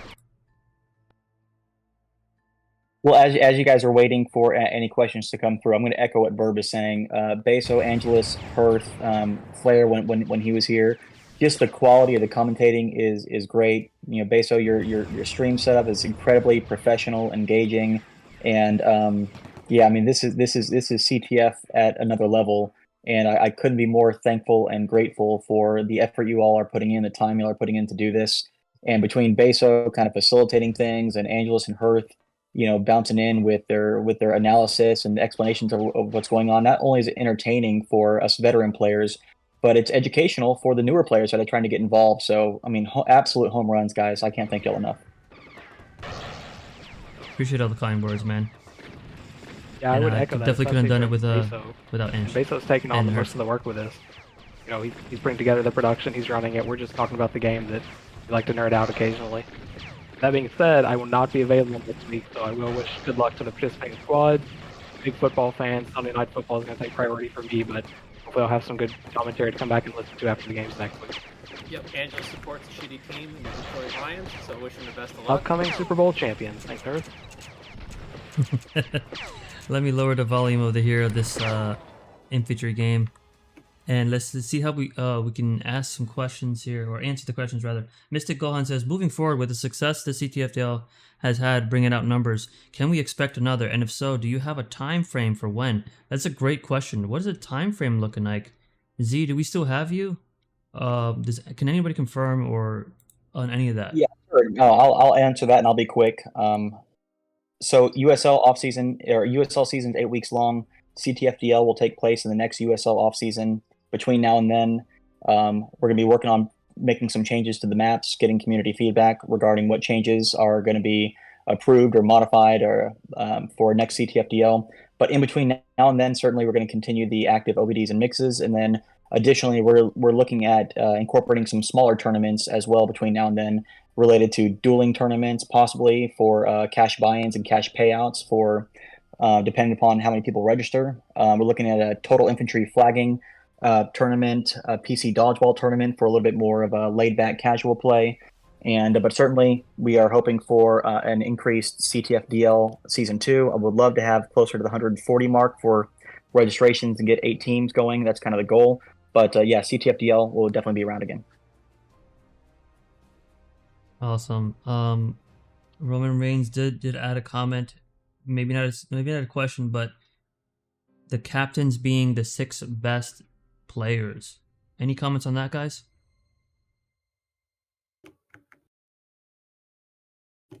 I think there's a difference between being a great player and being a great captain. So I don't think that's necessarily an equivalent exchange there. I think Matt's idea is dumb. Yeah, Matt usually has terrible ideas. I would second what Hertz is saying. And, you know, we see that. We talked to Darkbomber a minute ago. This guy's not some admittedly prolific CTFPL player, but he's now taken an underdog squad into the final 3. So I think it's cool that other people are stepping up as they want to.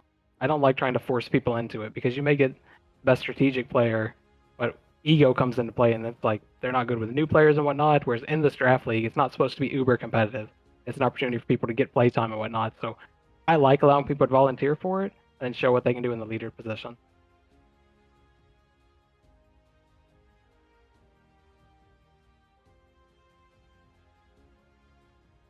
All right, so there is a request to show. I can't show any website right now due to me taking some time on the stream, but Flo did mention ctfbl.org, and there's going to be stats. So we'll see if we can maybe take a couple of the pictures and put them in a chat somewhere.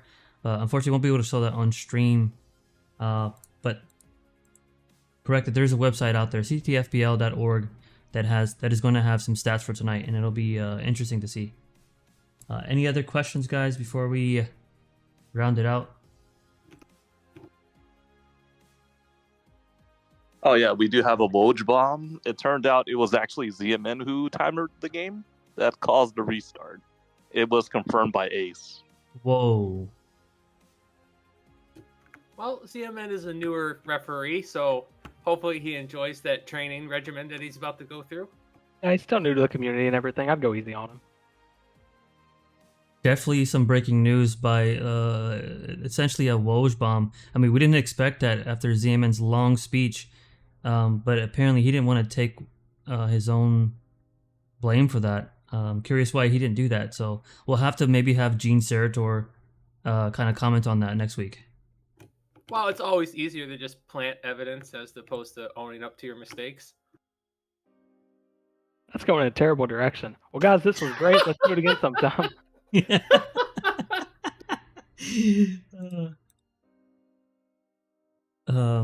I would like to apologize to CTF ref Harry Nuts. It apparently was not him that did this crime.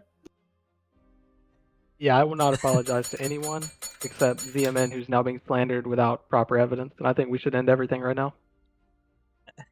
I agree. I think we're going off the rails here, but appreciate everybody support watching. I'm gonna put the VOD out shortly after this. I stopped the stream, and thank you again to the commentators, all the referees, Ange Hirth. You guys are amazing. I'll see you guys next week. Ange, good luck on your team, and we'll see what we can do next week for the last 2 matches. GG, Yep, everyone. sounds good. Thanks for having us. Thanks for hanging CMN out. teams. Luck, everyone. See everyone.